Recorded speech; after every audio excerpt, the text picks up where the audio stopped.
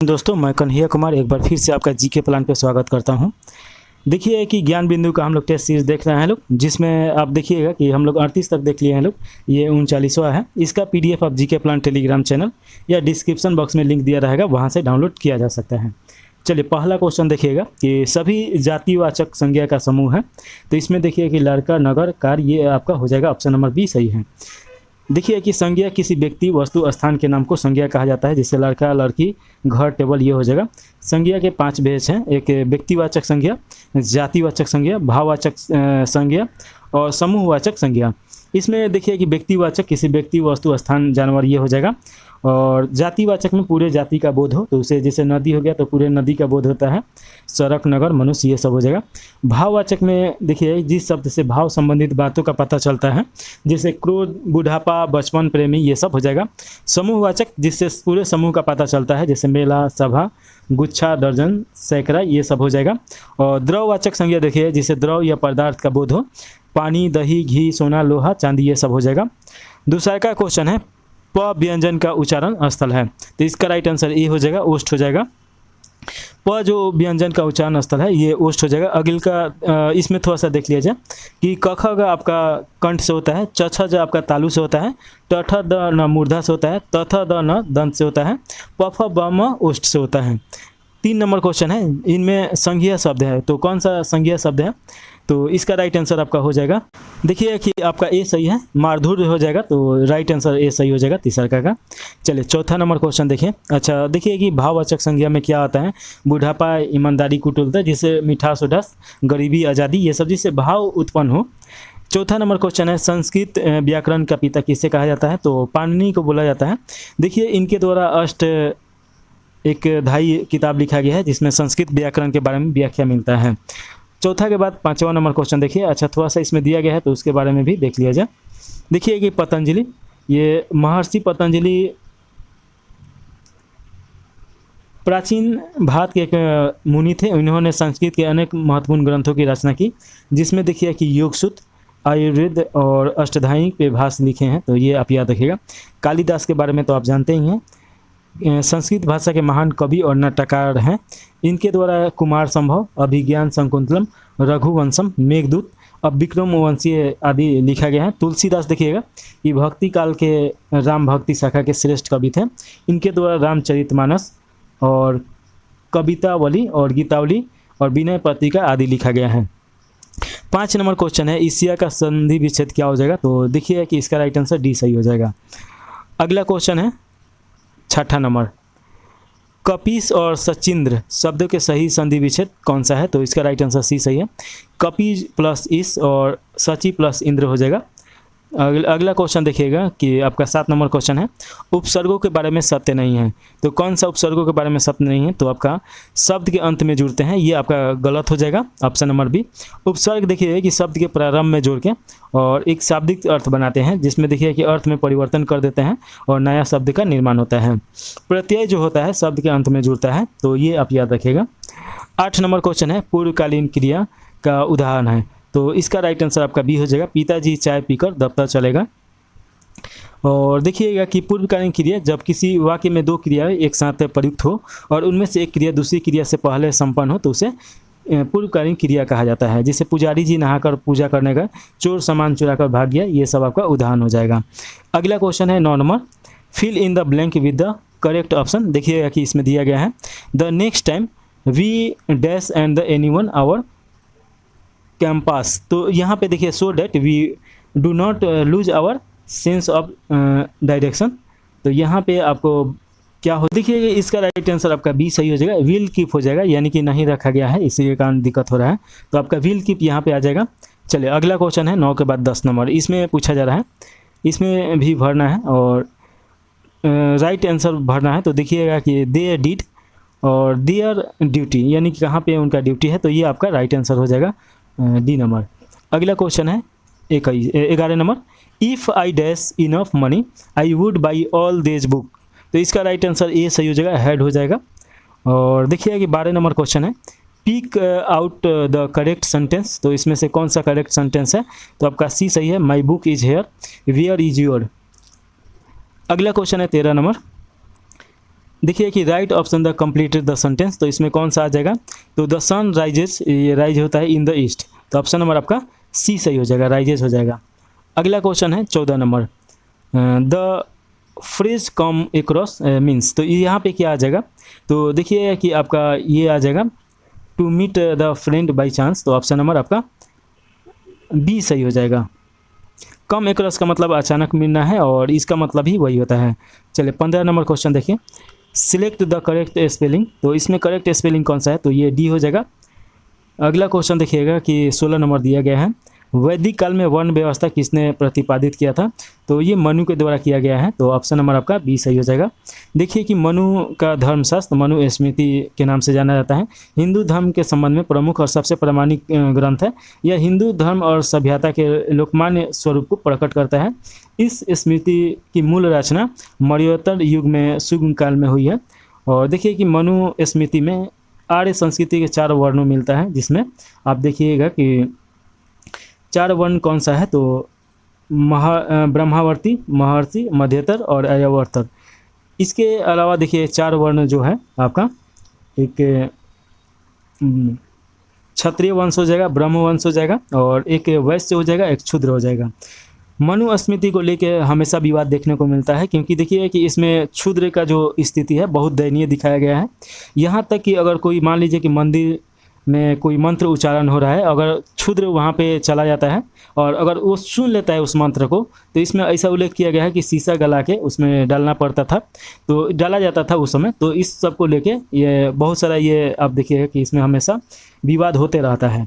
महर्षि विश्वामित्र के बारे में थोड़ा सा देखिए। महर्षि विश्वामित्र पुरुवंशी महाराज गाति के पुत्र थे। इनका संबंध रामायण काल से था। इन्होंने ही ऋग्वेद के 3 मंडल 62 सूक्त की रचना की है। ये धनु विद्या में पारंगत थे। महर्षि वाल्मीकि देखिए कि महर्षि वाल्मीकि सांस्कृतिक भाषा के विद्वान थे और रामायण इनके द्वारा लिखा गया था। ऋषि वशिष्ठ, ये देखिए कि वशिष्ठ वैदिक काल के विख्यात ऋषि थे। वे एक सप्त ऋषि हैं। वो राम के गुरु और राजा दशरथ के राजकुल के गुरु भी थे। वशिष्ठ को ब्रह्मा का मानस पुत्र तथा प्रजापतियों में से एक कहा गया है। ऋषि वशिष्ठ की रचना योग वशिष्ठ रामायण और विशिष्ट धर्मसूत्र और वशिष्ठ संहिता, वशिष्ठ पुराण और धनुर्वेद है।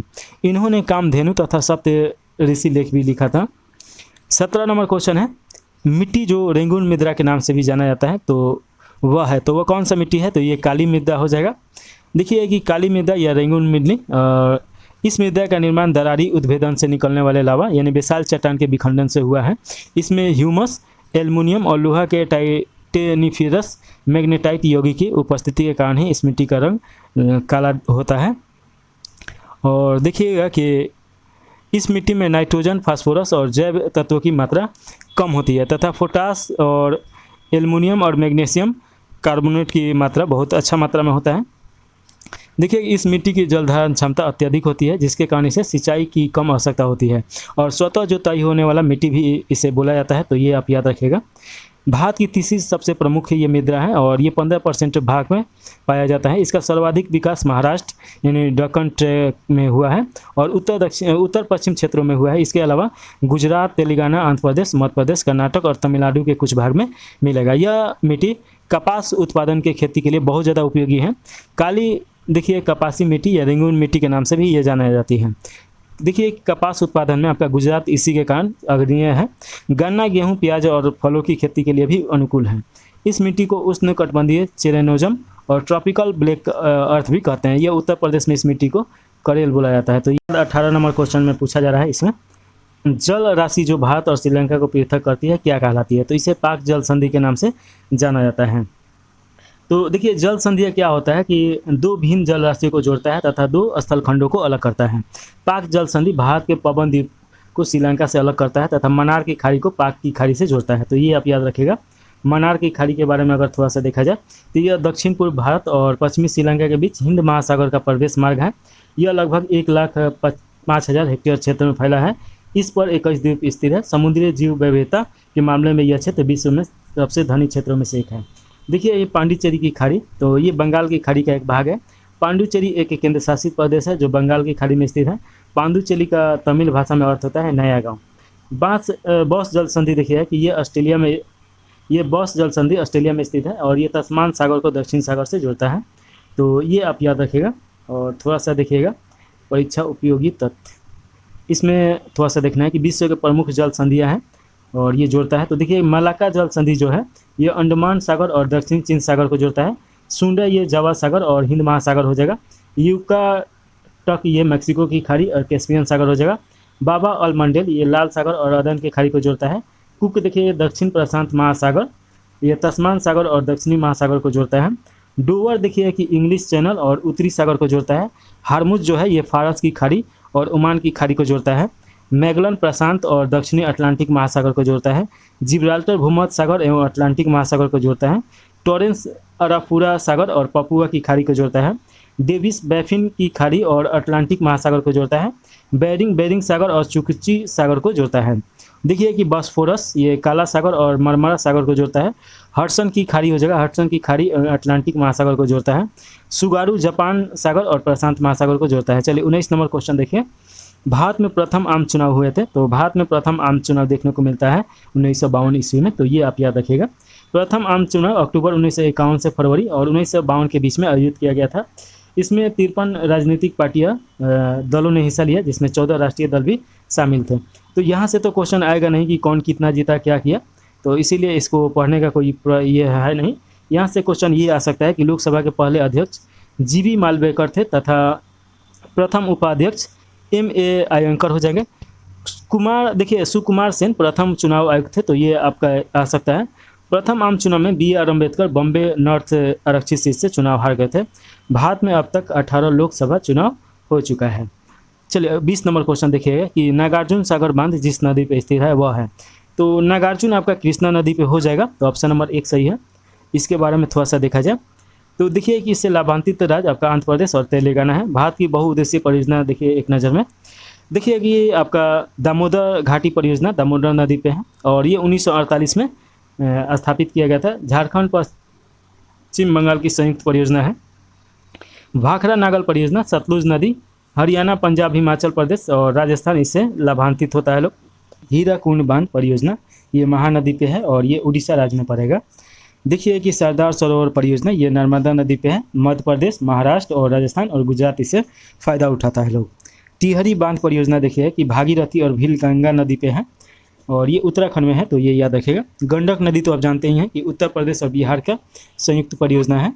तलैया परियोजना बराकर नदी पे है, ये झारखंड में पड़ेगा।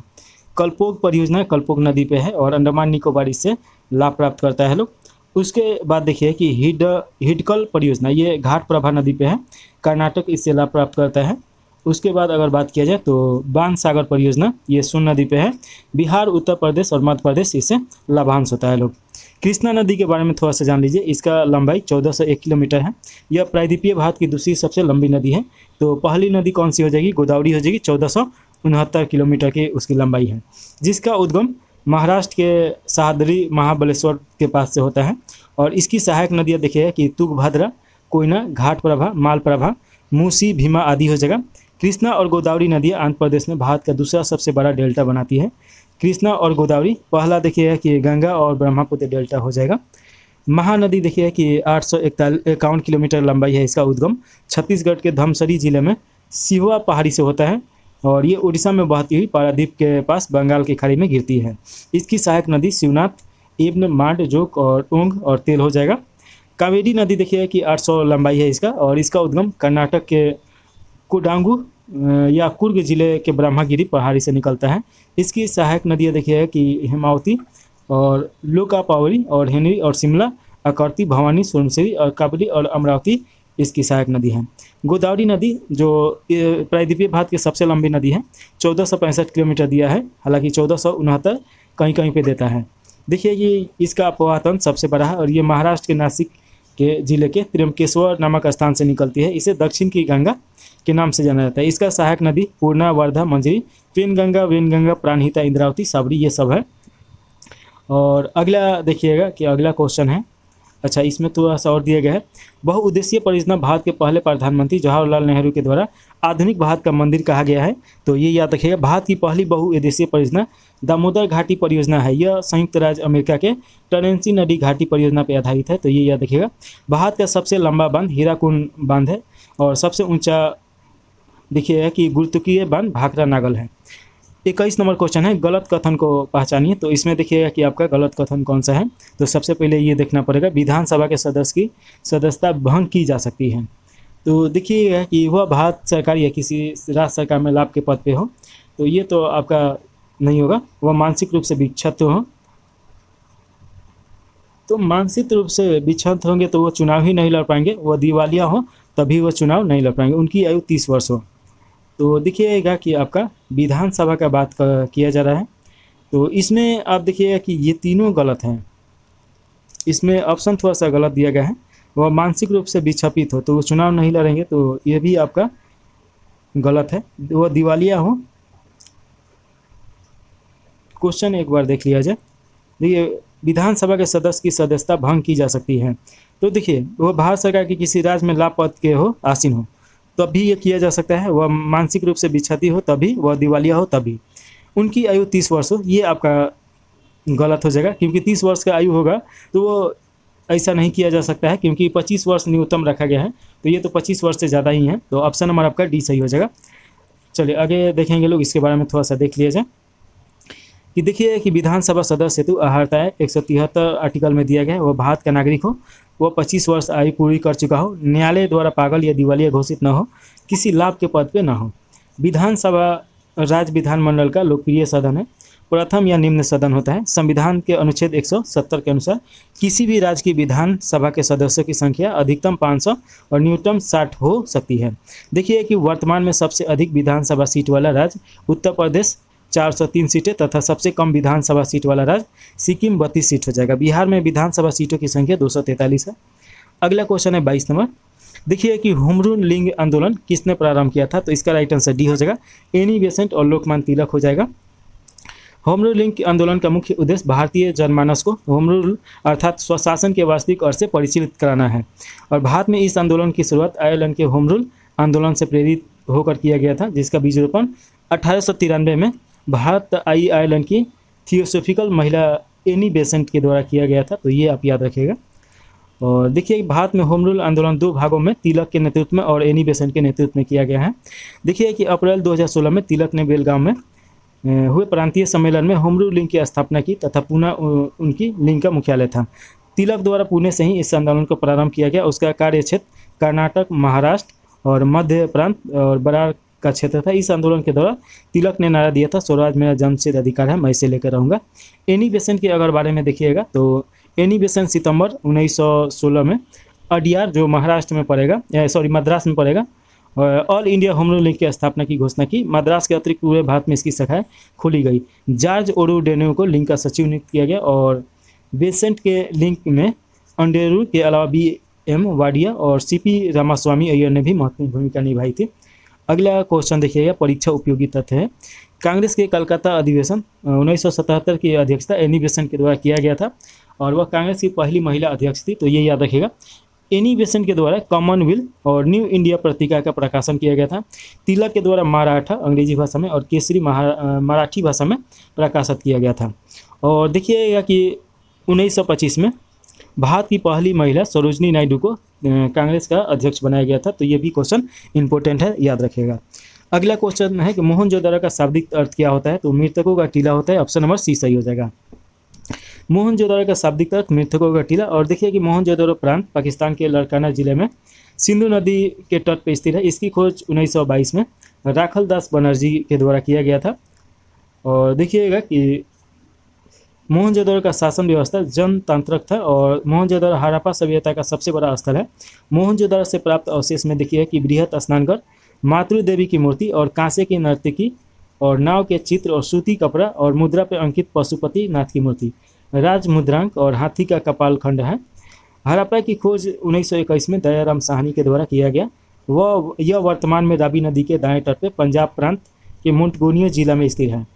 हड़प्पा से प्राप्त अवशेष देखिए कि ये वस्तुएं R37 कब्रिस्तान और सौदा पेटिका, शंख का बना बैल, उर्वरक की देवी, गेहूं और जौ के दाने, अन्नागार और स्वास्तिक एवं चक्र, CP का पैमाना आदि है। मेसोपोटामिया की सभ्यता दजला, टिग्रिस और फराज नदियों के बीच में स्थित है और ये मध्य एशिया क्षेत्र, इराक और ईरान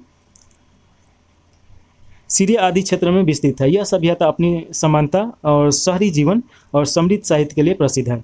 मिस्र की सभ्यता विश्व की सबसे प्राचीन सभ्यता है जो नील नदी के किनारे विकसित हुई है। यह अफ्रीका महाद्वीप में स्थित है जो अपने पिरामिडों के लिए विख्यात है। सिंधु घाटी सभ्यता देखिए कि हड़प्पा सभ्यता एक कांस्य युगीन सभ्यता थी। इस सभ्यता का काल खंड देखिएगा 2350 ईसा पूर्व से लेकर 1750 ईसा पूर्व के बीच में, तथा देखिए कि C14 के अनुसार आपका 2500 ईसा पूर्व से लेकर 1750 ईसा के पूर्व के बीच में मानी जाती है। यह भारतीय उपमहाद्वीप की प्रथम नगरीय सभ्यता है। इस सभ्यता को आदि ऐतिहासिक काल में माना जाता है क्योंकि सिंधु घाटी सभ्यता की लिपि भाव चित्रात्मक थी जिसे अब तक पूरी तरीक़ा से पढ़ा नहीं जा सका है। और आगे देखिएगा कि सिंधु घाटी सभ्यता भारत में सबसे बड़ा स्थल राखी गढ़ी है। इस सभ्यता का स्वरूप त्रिभुजाकार और क्षेत्रफल लगभग 13,000 लाख वर्ग किलोमीटर है, जो वर्तमान पाकिस्तान के आसपास जो क्षेत्रफल है उतना है। देखिएगा कि 24 नंबर क्वेश्चन है, वह अवस्था जब समुच्चय में युद्ध हुआ नहीं होता है तो परंतु युद्ध का माहौल हमेशा बना रहता है, उसे क्या कहा जाता है? उसे बोला जाता है शीत युद्ध। तो ये याद रखिएगा। देखिएगा कि थोड़ा सा इसके बारे में हम आपको बता देते हैं। जब द्वितीय विश्व युद्ध समाप्त हुआ 1945 में, जापान पे अटैक किया अमेरिका परमाणु बम, उसके बाद समाप्त हो गया। तो उसके बाद पूरी दुनिया दो ध्रुवों में बट गया। एक आपका रसिया के साथ चला गया जो सोवियत संघ के नाम से प्रसिद्ध है, और एक अमेरिका के साथ में चला गया जो नाटो का केंद्रीय था। इन दोनों में और देखिए कि यहाँ पे प्रॉक्सी वार स्टार्ट हुआ, तानातनी का हमेशा ये माहौल बना रहा। हालांकि 1991 में ये सोवियत संघ विघटित कर दिया गया, लेकिन नाटो फिर भी अभी तक चलते आ रहा है। तो उसी को शीत युद्ध बोला जाता है, यानी मौखिक व्यापारिक आधार पर ये तानातनी हो और युद्ध का माहौल बना रहे। 25 नंबर क्वेश्चन है, राष्ट्रपति द्वारा राज्यसभा में मनोनीत सदस्यों की संख्या है। तो ये तो 12 है। देखिए कि राज्यसभा में 12 व्यक्तियों को राष्ट्रपति के द्वारा मनोनीत किया जाता है, और इस प्रक्रिया को आयरलैंड के संविधान से लिया गया है। तो ये याद रखेगा, जिससे कि कला, विज्ञान, समाज सेवा और इन सभी क्षेत्रों से लिया जाता है। राज्यसभा में देखिए कि 250 सीटें हैं, और 250 सीटें इसका ये है अधिकतम है, लेकिन अभी फिलहाल 245 सीट पे ही चुनाव होता है। तो ये आप याद रखिएगा। चलिए अगला क्वेश्चन देखिएगा। 26 नंबर क्वेश्चन है, भारत में पंचायती व्यवस्था को लागू करने वाला प्रथम राज्य था। तो ये आपका गुजरात हो जाएगा। ऑप्शन नंबर आपका बी सही है। देखिए कि देश का पहला राज्य था जहाँ पंचायती राज की स्थापना हुई। इस योजना का उद्घाटन 2 अक्टूबर 1959 को राजस्थान के नागौर जिले में तत्कालीन प्रधानमंत्री जवाहरलाल नेहरू के द्वारा किया गया था। इसे लागू करने वाला दूसरा राज्य आंध्र प्रदेश था 1959 में। भारत में पंचायती राज शब्द का अभिप्राय ग्रामीण स्थानीय स्वशासन से है। लॉर्ड रिपन को भारत में स्थानीय स्वशासन के जनक के रूप में जाना जाता है। 27 नंबर क्वेश्चन है, भारत में निम्नलिखित में से कौन सा प्रदेश झूम खेती के लिए प्रसिद्ध है? तो ये आपका हो जाएगा पूर्वी या पूर्वोत्तर क्षेत्र हो जाएगा। ऑप्शन नंबर आपका डी हो जाएगा। देखिए भारत में पूर्वोत्तर क्षेत्र आपका असम, मणिपुर, मेघालय, नागालैंड, त्रिपुरा, अरुणाचल प्रदेश आता है। इसमें झूम कृषि का प्रचलन चलता है। झूम कृषि को ही स्थानांतरण कृषि के नाम से जाना जाता है। देखिए कि स्थानांतरण कृषि क्या है, तो इसे इंग्लिश में शिफ्टिंग कल्टीवेशन के नाम से जाना जाता है। यह कृषि की सबसे प्राचीन विधि है। इसके अंतर्गत किसी विशेष स्थल की वनस्पतियों को काटकर या जलाकर साफ कर दिया जाता है और फिर उस पर कृषि की जाती है। अतः इसे कर्तन और दहन कृषि या पैंडा कृषि के पद्धति के नाम से भी जाना जाता है। कुछ वर्षों तक उस भूमि पर कृषि करने के बाद भूमि की उपजाऊ शक्ति कम हो जाती है। परिणाम स्वरूप कृषक उस भूभाग को छोड़कर दूसरे भूभाग पर पुनः इस प्रक्रिया को दोहराता है लोग, और इस कृषि की इस विधि को पर्यावरण को नुकसान पहुंचाता है। देखिए कि हर राज्य में इसका अलग अलग नाम है। तो देखिए उत्तर पूर्वी में झूम कृषि या झूमिंग कृषि, मध्य प्रदेश छत्तीसगढ़ में देमपा और डाहिया और बेबर हो जाएगा। उड़ीसा में पामा डाबी या कुपान हो जाएगा या बिगरा हो जाएगा। राजस्थान में वात्रा वालरे या वालतरे हो जाएगा। आंध्र प्रदेश में पोंडू या पेंडा हो जाएगा। मेघालय में बोगमा हो जाएगा। पश्चिमी घाट में कुमारी और झारखंड में कुरुआ हो जाएगा। देखिए कि हिमालय क्षेत्र में खील हो जाएगा। मणिपुर में पामलू हो जाएगा और छत्तीसगढ़ का बस्तर जिला, अंडमान निकोबार द्वीप समूह, ये दीपा हो जाएगा। चलिए अगला क्वेश्चन है 28 नंबर। इसमें पूछा जा रहा है शहर जो भारत की सिलिकॉन वैली के नाम से जाना जाता है। तो ये आपका राइट आंसर ए हो जाएगा। बेंगलुरु हो जाएगा, कर्नाटक की राजधानी है। देखिए बेंगलोर को अंतरिक्ष का शहर, इलेक्ट्रॉनिक शहर और भारत का उद्यान नाम से भी जाना जाता है। देखिए कि बेंगलोर को सिलिकॉन वैली इसलिए कहा जाता है क्योंकि बेंगलोर को सेमीकंडक्टर इंडस्ट्री के लिए एक केंद्र के रूप में जाना जाता है। बेंगलोर भारत में आईटी उद्योग का केंद्र है। अमेरिका के सैन फ्रांसिस्को को विश्व की सिलिकॉन वैली कहा जाता है। अगला क्वेश्चन देखिएगा। अच्छा एक चीज़ समझिए कि सिलिकॉन वैली क्यों नाम रखा गया है। तो देखिए कि सिलिकॉन जो होता है ये एक जितना कंप्यूटर मोबाइल ये सब का होता है, तो जो चिप बनता है या उसका बहुत सारा मटेरियल बनता है तो सिलिकॉन से ही बनता है, इसी कारण इसे सिलिकॉन वैली बोला जाता है। और आगे देखिए क्वेश्चन 29 नंबर, सिक्किम, भारत एवं चीन देखिए कि किसके मध्य एक दूसरे से जुड़े हुए हैं, तो ये हो जाएगा नाथुला दारा। और देखिए कि दारा मतलब क्या होता है, तो दारा मतलब दो पहाड़ों, जैसे ये ऐसे पहाड़ है तो यहाँ पे एक संकीर्ण रास्ता बन जाता है आने जाने का, उसी को दारा या ला बोला जाता है। देखिए सिक्किम ये तो हो गया, और पहाड़ों एवं पर्वतों के मध्य आवागमन के लिए पाए जाने वाले प्राकृतिक मार्ग को ही दारा बोला जाता है। बोलन दारा ये बलूचिस्तान पाकिस्तान में अवस्थित है और ये क्वेटो को जैकोबाबाद से जोड़ता है। मैकमोहन मार्ग ये सीमा भारत एवं चीन के सीमा के बीच में मैकमोहन रेखा कहते हैं, और ये 1914 में शिमला में निर्धारित की गई थी। हो ची मिन्स मार्ग, यह मार्ग वियतनाम के होनोई से चलकर लाओस कंबोडिया के सीमा क्षेत्र से गुजरता हुआ दक्षिणी वियतनाम तक जाता है। अगला क्वेश्चन है 30 नंबर, और इसमें देखिए पूछा जा रहा है स्थानीय निकाय अपने लिए राजस्व इकट्ठा करती है, तो ये कैसे करता है, तो देखिए कि सेल्स टैक्स इसे बोला जाता है। और इसके बारे में और भी पढ़ा जाए तो देखिएगा कि स्थानीय निकाय से तात्पर्य है स्थानीय स्वशासन की संस्थाओं से, जो किसी क्षेत्र या छोटे समुदाय जैसे गांव, कस्बों या शहरों के प्रशासन का देखरेख करती है। स्थानीय निकाय राजस्व इकट्ठा करता है कर राजस्व यानी संपत्ति कर, मनोरंजन कर और गृह कर। और देखिए कि गैर राजस्व जैसे फीस, जुर्माना, लाभांश और अनुदान का ये हो जाएगा, और हस्तांतरण और कर्ज आदि से इकट्ठा किया जाता है। केंद्र सरकार द्वारा कर लगाए जाने वाला कर है, एक प्रत्यक्ष कर है और एक अप्रत्यक्ष कर है, तो दो कर होता है। देखिएगा कि आपका प्रत्यक्ष कर में आय कर हो जाएगा, निगम कर हो जाएगा, संपत्ति कर हो जाएगा, उपहार कर, आस्तीन कर और व्यय कर हो जाएगा। अप्रत्यक्ष में केंद्रीय शुल्क, सीमा शुल्क, बिक्री शुल्क, वस्तु एवं सेवा कर यानी जीएसटी और सेवा कर भी हो जाएगा। तो ये याद रखिए, जीएसटी देखिए कि आपका 0%, 5%, 12%, 18% और 28% लगाया जाता है, तो ये आप याद रखिएगा 5 प्रकार का है। 31 नंबर क्वेश्चन है, अरावती पर्वत पहाड़ियाँ भारत के किस राज्य में स्थित है, तो ये आपका राजस्थान हो जाएगा। और थोड़ा सा इसके बारे में और जानिएगा, तो अरावली श्रेणी का विकास प्री कैम्ब्रियन काल में हुआ था। यह भारत की सबसे पुरानी पर्वतमाला श्रृंखला है। देखिए कि अरावली श्रेणी पालमपुर गुजरात से राजस्थान होकर दिल्ली तक लगभग 800 किलोमीटर लंबाई में विस्तृत है। इसकी सबसे ऊंची चोटी माउंट आबू पर स्थित गुरु शिखर है, जो 1722 मीटर है। इसी पहाड़ी के रायसीना हिल्स पर भारत का राष्ट्रपति भवन स्थित है। और महत्वपूर्ण चोटियों की अगर बात किया जाए तो देखिए कि माउंट एवरेस्ट विश्व की सबसे ऊंची चोटी है, जो 8850 है, इसमें 8848 दिया गया है। 8850 याद रखिएगा, ये 8848 से लेकर 50 के बीच में, ये नेपाल में पड़ेगा। और देखिए कि K2 ये भारत की सबसे ऊंची चोटी है और इसे गॉडविन ऑस्टिन के नाम से भी जाना जाता है। ये देखिएगा कि वर्तमान में POK में है, इसीलिए ये यहाँ पे भारत में सबसे ऊंची चोटी आपका कंचनजंगा हो जाएगा वर्तमान में 8598। मकालू ये 8481, धौलावीरा ये आपका 8172 हो जाएगा। नंगा पर्वत 8126 और अन्नपूर्णा देखिएगा कि 8078। नंदा देवी ये भारत में पड़ता है, ये तो आपका नेपाल में पड़ता है। नामचा बरवा 7756 और केदारनाथ 6945। अन्नामुड़ी दक्षिण भारत की सबसे ऊंची चोटी है, जो 2600 आपका 95 ऊंचाई है। डूडा बेटा ये सेकेंड नंबर पे सबसे ऊंची चोटी है दक्षिण भारत में 2637। और कोलसू भाई ये आपका 1646 है। चलिए अगला 32 नंबर क्वेश्चन देखें। चिपको आंदोलन का प्रारंभ हुआ था, तो इसका राइट आंसर डी हो जाएगा, उत्तराखंड में।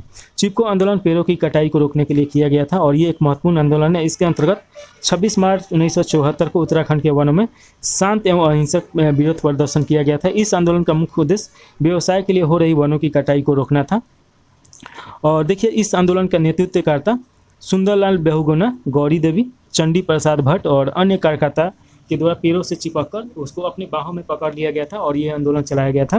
पहली बार चिपको आंदोलन की शुरुआत राजस्थान के खेजरली गांव से 1731 में महाराजा अजीत सिंह के आदेश पर काटे जा रहे खेजरी वृक्ष को बचाने के लिए अमृता देवी बिश्नोई एवं उनकी 3 पुत्रियों पेड़ों को गले लगाकर उसका विरोध किया था, परंतु अजीत सिंह के लोगों द्वारा उनके समेत 363 लोगों को वृक्ष के साथ काट दिया गया था। और देखिएगा कि चिपको आंदोलन के नेतृत्वकर्ता सुंदरलाल बहुगुणा को वृक्ष मित्र के नाम से भी जाना जाता है। भारत सरकार 1981 में इन्हें पद्मश्री और 2009 में पद्म भूषण से अलंकृत किया है। 83 नंबर क्वेश्चन है, बैंक नोट प्रेस कहाँ स्थित है, तो इसका राइट आंसर बी हो जाएगा, देवास में। देखिए कि बैंक नोट प्रेस आपका यह देवास मध्य प्रदेश में स्थित है। यह 20, 50 और 100 और उच्च मूल्यों के नोट पर छपती है। देखिए कि सिक्योरिटी पेपर मिल्स ये आपका होशंगाबाद जो मध्य प्रदेश में है वहाँ पे स्थित है। यह बैंक करेंसी नोट, कागज़ तथा नॉन जुडिशियल स्टाम्प पेपर की छपाई में प्रयोग होने वाले कागज़ का उत्पादन करने के लिए 1967-68 में चालू किया गया था। करेंसी नोट देखिएगा कि ये नासिक महाराष्ट्र में स्थित है। यह 10, 50, 100 और 500 के बैंक नोट छापती है और उसकी पूर्ति करती है। सिक्योरिटी प्रिंटिंग प्रेस हैदराबाद में स्थित है। इसकी स्थापना दक्षिण राज्यों की डाक लेखन सामग्री की मांगों को पूरा करने एवं पूरे देश की केंद्रीय उत्पाद शुल्क स्टाम्प की मांग को पूरा करने के लिए 1982 में की गई है। 2 एवं अत्यधिक currency note press Mysore, Karnataka तथा साली बनी पश्चिम बंगाल में स्थापित की गई है। यहाँ पे आरबीआई के नियंत्रण में करेंसी नोट छापे जाते हैं।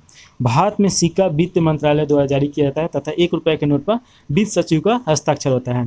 1935 में पत्र मुद्रा का निर्गमन और दायित्व देखिए कि आरबीआई को दे दिया गया है। 1947 से देखिए कि अशोक के सिंहों के चित्र वाले मुद्रा 1987 में पहली बार गांधी जी के चित्र वाले 500 के नोटों जारी किए गए हैं और 1996 से सभी नोटों पर गांधी जी के चित्र आने लगे। 34 नंबर क्वेश्चन है, गुरु गोविंद सिंह की रचनाओं का संपादन किस पुस्तक में किया गया है? तो इसका राइट आंसर आपका हो जाएगा दसम ग्रंथ होना चाहिए, तो ऑप्शन नंबर बी सही हो जाएगा। और एक बार इसको देख लिया जाए। ठीक है, बी दिया गया है। देखिए गुरु गोविंद सिंह की रचनाओं का संपादन दसम ग्रंथ पुस्तक में किया गया है। दसम ग्रंथ सिख धर्म के अनुयायियों का धार्मिक ग्रंथ है। इसकी रचना गुरु गोविंद सिंह द्वारा किया गया है। यह पूर्ण रूप से 10वें पातशाह ग्रंथ है। यह वीर रस की पुस्तक है जो खालसा पंथ के विषय में जानकारी देता है। गुरु गोविंद सिंह देखिए सिख के 10वें गुरु हुए और इनका जन्म 1686 में पाटना में हुआ था।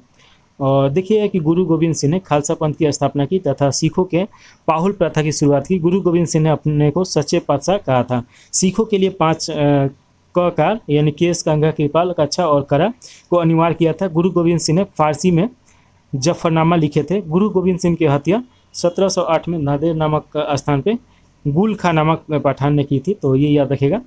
देखिए कि गुरु ग्रंथ साहिब यह सिख धर्म का पवित्र ग्रंथ है। इसमें 6 सिख गुरुओं और 15 संतों द्वारा लिखे गए भजनों का संग्रह है। इसमें कबीरदास, रविदास, नामदेव, सिख फरीद के भजन भी शामिल है। इसकी भाषा पंजाबी लिपि गुरुमुखी में है, तो ये आप थोड़ा सा याद रखिएगा। आदि ग्रंथ को ही गुरु ग्रंथ साहिब के रूप में जाना जाता है। आदि ग्रंथ का संकलन 5वें गुरु गुरु अर्जुन देव के द्वारा किया गया था, जिसमें प्रथम गुरु गुरु नानक की प्रेरणाप्रद प्रार्थनाएं और गीत संकलित हैं। देखिए कि गुरु गोविंद सिंह ने मृत्यु से पूर्व गुरु पद को समाप्त कर दिया और आदि ग्रंथ को ही गुरु का दर्जा यह सिखों का जीवित दिया था। देखिए कि गीता जो गीता है ये भगवत गीता हिंदू धर्म का एक पवित्र ग्रंथ है। इसमें 18 अध्याय और 700 श्लोक हैं। महाभारत युद्ध के दौरान भगवान श्री कृष्ण ने अर्जुन को जो उपदेश दिए थे वही गीता के रूप में संकलित है। इसके संकलनकर्ता महर्षि वेद व्यास तथा मूल भाषा संस्कृत है। इसका संबंध महाभारत के भीष्म पर्व से है। देखिएगा 35 नंबर क्वेश्चन है, स्वतंत्रता का घोषणा पत्र किसने तैयार किया था? तो इसका राइट आंसर सी हो जाएगा, थॉमस जेफरसन हो जाएगा। 4 जुलाई 1776 को फिलाडेल्फिया में दूसरा महादेशीय सम्मेलन हुआ। इसमें अमेरिका की 13 बस्तियों ने मिलकर आज़ादी की घोषणा की और इसे डिक्लेरेशन ऑफ द इंडिपेंडेंस भी कहा है। देखिए इस सम्मेलन में महादेशीय कांग्रेस के सदस्यों में थॉमस जेफरसन थे। उन्होंने ही कमेटी के अन्य सदस्यों John Edmundson, Roger Sherman, Benjamin Franklin और विलियम्स लिविंगस्टन से सलाह करके इस स्वतंत्रता की घोषणा को पत्र को तैयार किया था। तो ये आप याद। और इस क्वेश्चन में पूछा जा रहा है कि 14वीं शताब्दी में मोरक्को के किस यात्री व इतिहासकार को न्याय व्यवस्था के रूप में दिल्ली दरबार में मोहम्मद बिन तुगलक द्वारा स्वागत किया गया था? तो इसका राइट आंसर आपका बी हो जाएगा, इब्न बतूता। देखिए कि दिल्ली दरबार में मोहम्मद बिन द्वारा इसका स्वागत किया गया था और इब्न बतूता मोरक्को जो पड़ेगा ये अफ्रीका में पड़ेगा, वहाँ का रहने वाला था, जो लगभग 1333 ईस्वी में भारत आया। उसे सुल्तान मोहम्मद बिन तुगलक द्वारा दिल्ली का काजी नियुक्त किया गया और 1342 में सुल्तान मोहम्मद बिन तुगलक द्वारा इब्न बतूता को राजदूत के रूप में चीन भेजा गया था। इब्न बतूता मोहम्मद बिन तुगलक के समय की घटनाओं को अपनी पुस्तक किताब उल रेहला में उल्लेखित किया।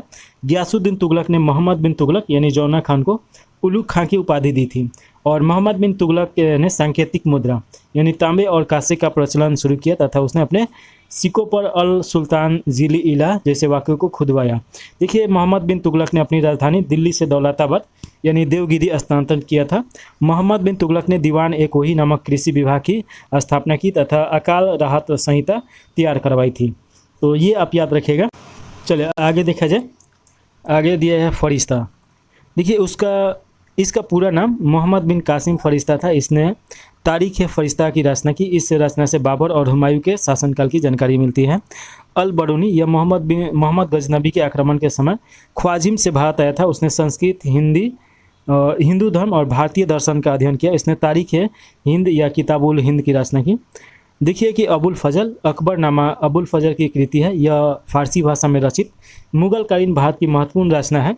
अकबर के शासनकाल के बारे में जानकारी हेतु यह सबसे महत्वपूर्ण रचना है। इसके प्रथम भाग में बाबर व हुमायूं के शासनकाल का वर्णन है। दूसरे भाग में अकबर के शासनकाल के प्रथम 46 वर्षों का वर्णन है, जबकि तीसरे भाग को आईने अकबरी कहा जाता है। तो ये याद रखिएगा। 37 नंबर क्वेश्चन है, प्रथम मनुष्य संहिता उपग्रह था। तो प्रथम मनुष्य संहिता उपग्रह कौन सा था? तो इसका राइट आंसर आपका देखिएगा। इसका राइट आंसर आपका डी सही हो जाएगा, वोस्तक 1 हो जाएगा। और देखिएगा उपग्रह के बारे में थोड़ा यहाँ पे दिया गया है, तो छोटा करके इसको पढ़ लिया जाए। चलिए देखिए,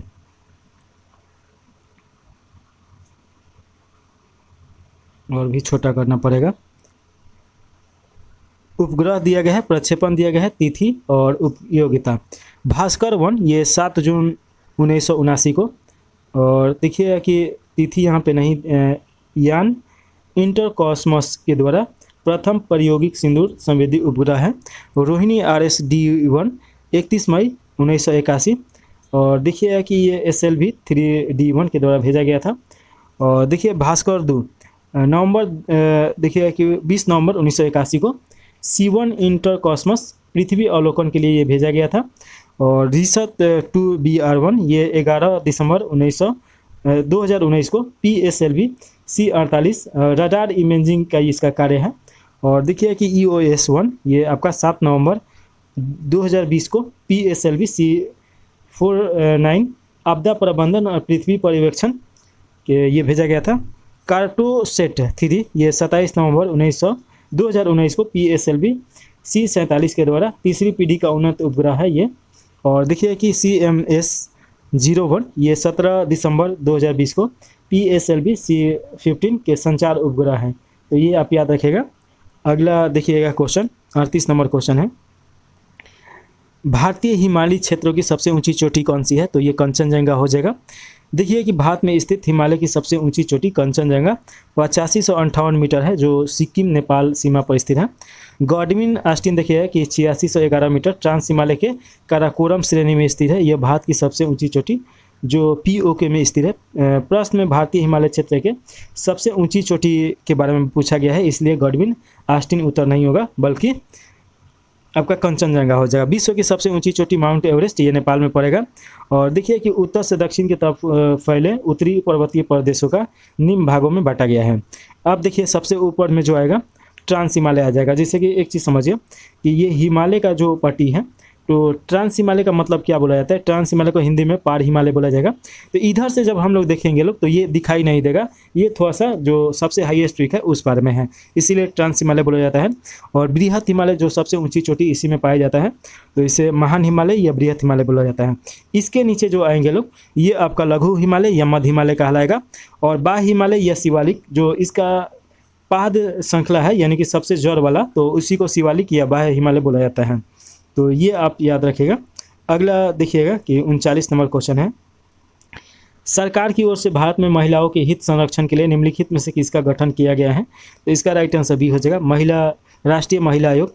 और देखिए कि राष्ट्रीय महिला आयोग महिलाओं के संवैधानिक विधायी सुरक्षा उपायों और समीक्षा करने वाली उपचायी विधायी उपायों की सिफारिश करने वाला, शिकायत निवारण, महिलाओं को प्रभावित करने वाले सभी नीतिगत मामलों पर सरकार को सलाह देने के लिए राष्ट्रीय महिला आयोग अधिनियम 1990 के तहत 31 जनवरी 1992 को की गई थी।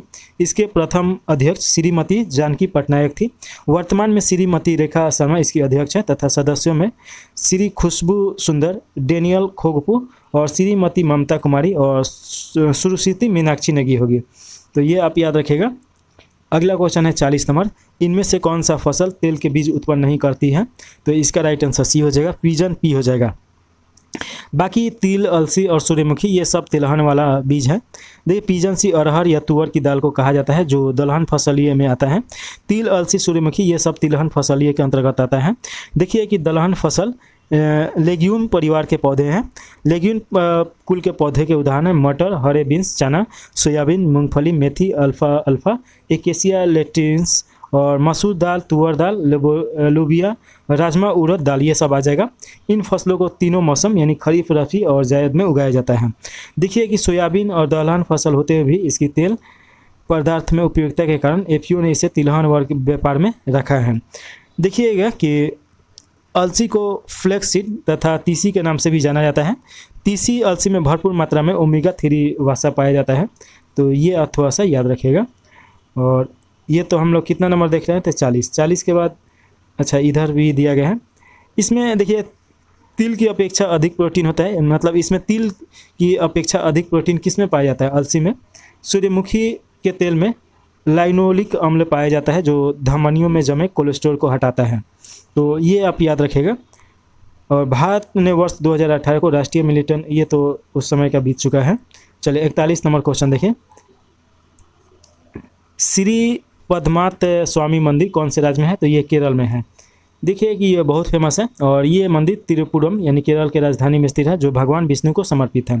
भगवान विष्णु की विश्राम अवस्था को पद्मनाभ कहा जाता है। और देखिए कि इसका पुनः निर्माण वर्तमान स्वरूप का राजा मार्तंड वर्मा द्वारा द्रविड़ शैली में करवाया गया था जो त्रावणकोर के प्रसिद्ध राजा थे। इस मंदिर में प्रवेश के लिए सख्त ड्रेस कोड नियम है। पुरुषों को मंडू या धोती और महिलाओं को साड़ी पहनकर आने की अनुमति है। देखिएगा कि इसमें भारत के प्रमुख मंदिर और उससे संबंधित तथ्य। मढ़ौरा के सूर्य मंदिर ये आपका गुजरात में पड़ेगा और सूर्य देव को ये समर्पित है। और देखिए कि भीम प्रथम या चालुक्य वंश के ये है। विशेषता देखिएगा कि 126 से 27 में मारू गुर्जर शैली में बनाया गया था। विरूपाक्ष मंदिर देखिए ये हम्पी कर्नाटक में पड़ेगा। भगवान शिव का ये रूप है और विजयनगर साम्राज्य द्वारा ये बनवाया गया था। और देखिए कि यूनेस्को के विश्व विरासत स्थल में शामिल है। विठल स्वामी मंदिर ये हम्पी में है कर्नाटक में। विष्णु के अवतार के इसमें बनाया गया है। और देखिए 15 से 16वीं सदी में विजयनगर साम्राज्य के द्वारा निर्मित कराया गया था। पत्थर का रथ मंदिर है। और सबरीमाला मंदिर ये पेरियार बाघ अभयारण्य ये केरल में पड़ेगा। और देखिए कि अय्यप्पन स्वामी यानी विष्णु और शिव के अवतार का ये है, 12वीं सदी के पूर्व में है। तीर्थयात्री काले और नीले रंग का वस्त्र पहनते हैं। कंदरिया महादेव ये खजुराहो मध्य प्रदेश में भगवान शिव के ये मंदिर है। और देखिए चंदेल शासक ये हो जाएगा। और उसके बाद देखिए कि लिंगराज मंदिर भुवनेश्वर यानी उड़ीसा, हरिहर शिव और विष्णु का स्वरूप है। 11वीं सदी में सोम वंश द्वारा बनवाया गया था और देवल शैली में है। करनी माता मंदिर ये देशनोक राजस्थान और देवी दुर्गा की ये समर्पित है। गंगा सिंह के द्वारा ये बनवाया गया था। चूहो का मंदिर कहा जाता है। और देखिए कि मीनाक्षी मंदिर ये मदुरई तमिलनाडु में है। देवी पार्वती और सुंदरेश्वर मंदिर मतलब उनके लिए ये समर्पित है। 16वीं सदी में इसका निर्माण किया गया पुनः। विशाल पराक्रम एवं 1000 स्तंभों के हाल हेतु प्रसिद्ध है।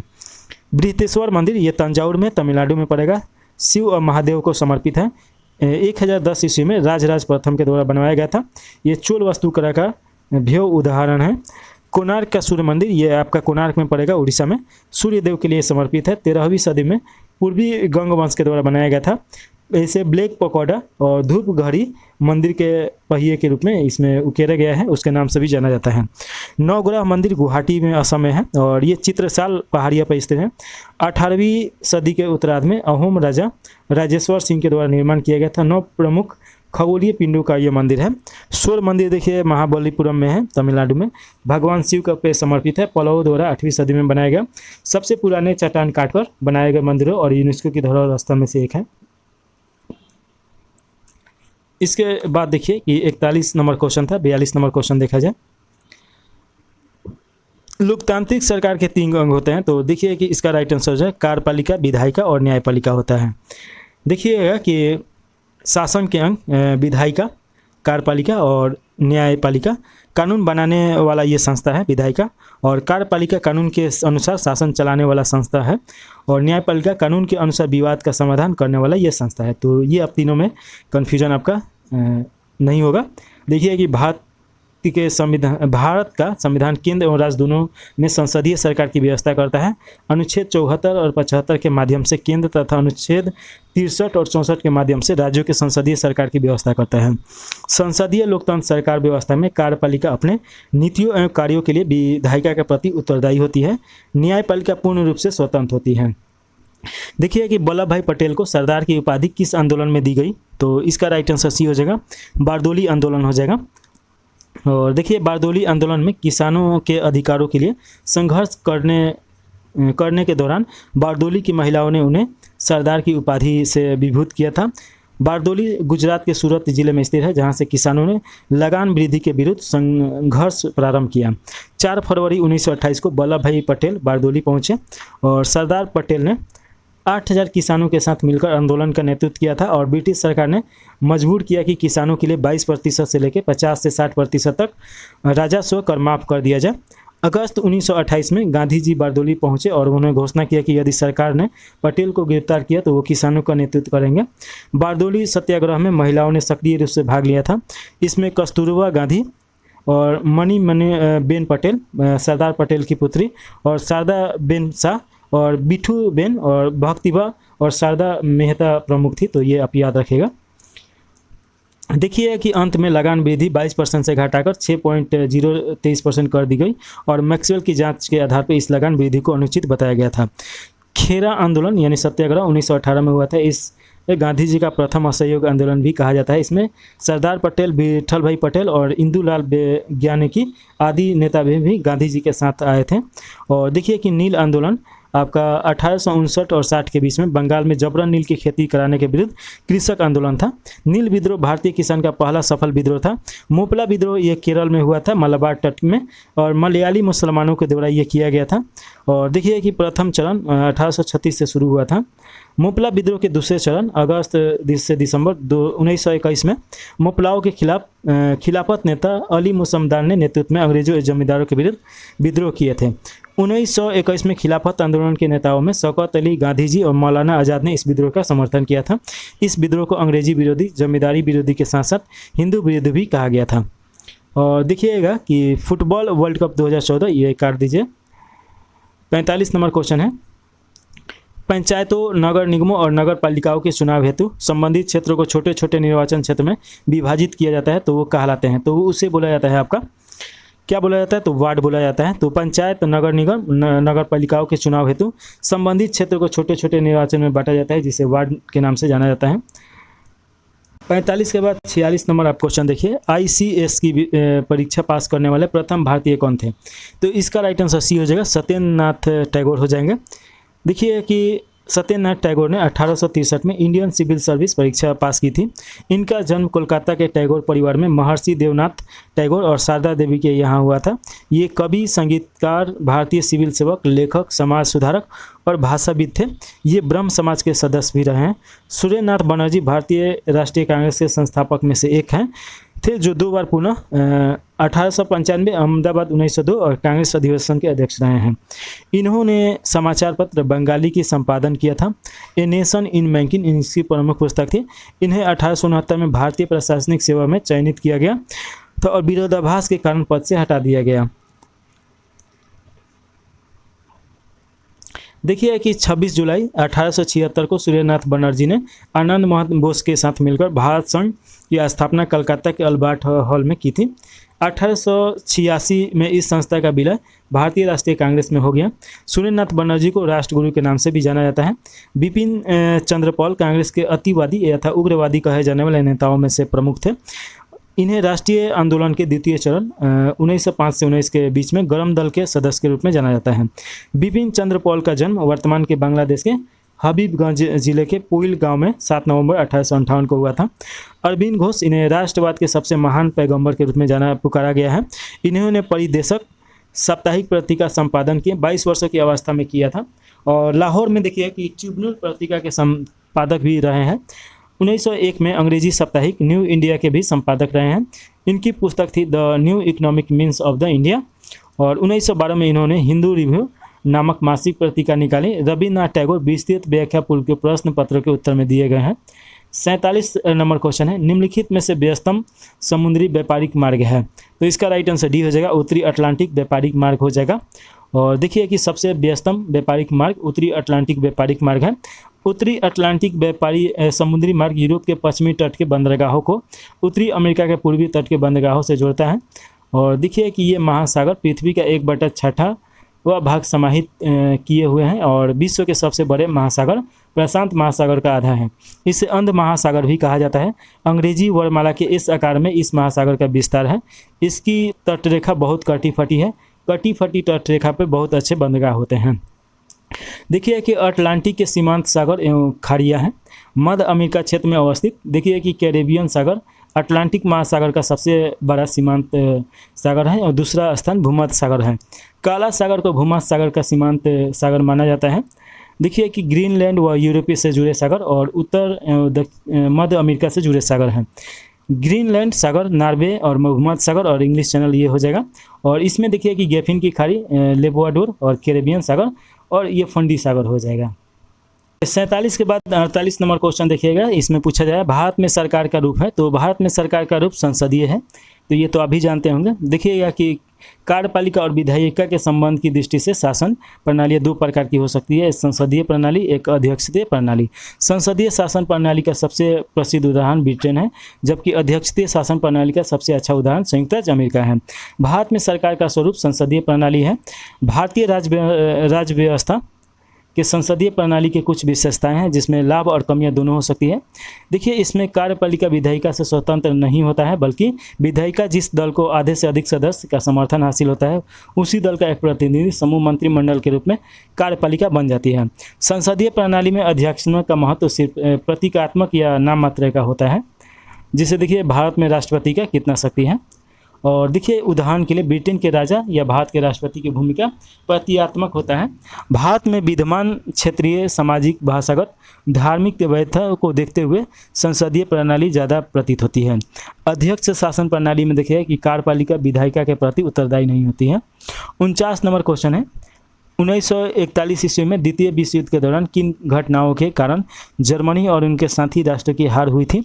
तो इसका राइट आंसर आप देखिएगा कि प्रमुख कारण था जर्मनी का रूस पर आक्रमण, हिरोशिमा पर एटॉमिक आक्रमण, ये तो आपका बाद में हुआ था। जर्मनी का रूस पे आक्रमण, इसके कारण तो जापान का हार हुआ था ना। तो देखिए इटली का हार ये भी ये तो नहीं है। जापान का पर्ल हार्बर पर आक्रमण, तो आपका 2 और 4 हो जाएगा। देखिए कि ऑप्शन नंबर सी सही है। और देखिएगा इसके बारे में थोड़ा पढ़ा जाए तो 22 जून 1941 को जर्मनी सेना ने, अब देखिए यहाँ पे जो दिया रहता है ये आंसर नहीं दिया रहता है, तो इसीलिए इसे नहीं पढ़ते हैं।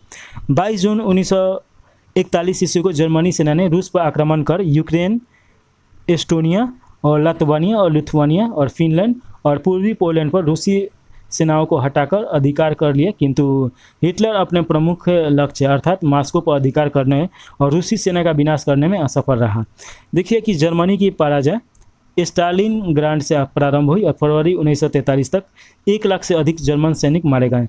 अब मॉस्को पर खतरा टल गया था। और देखिए कि 22 अप्रैल 1945 को रूस ने बर्लिन पर आक्रमण किया। ब्रिटेन, फ्रांस और अमेरिका के फौज भी वहां पहुंची गई।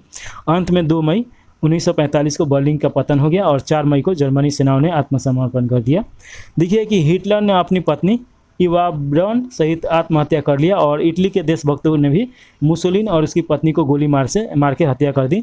देखिए कि 7 मई 1945 को संधि पर हस्ताक्षर करने के पश्चात 8 मई को यूरोप में युद्ध बंद हो गया।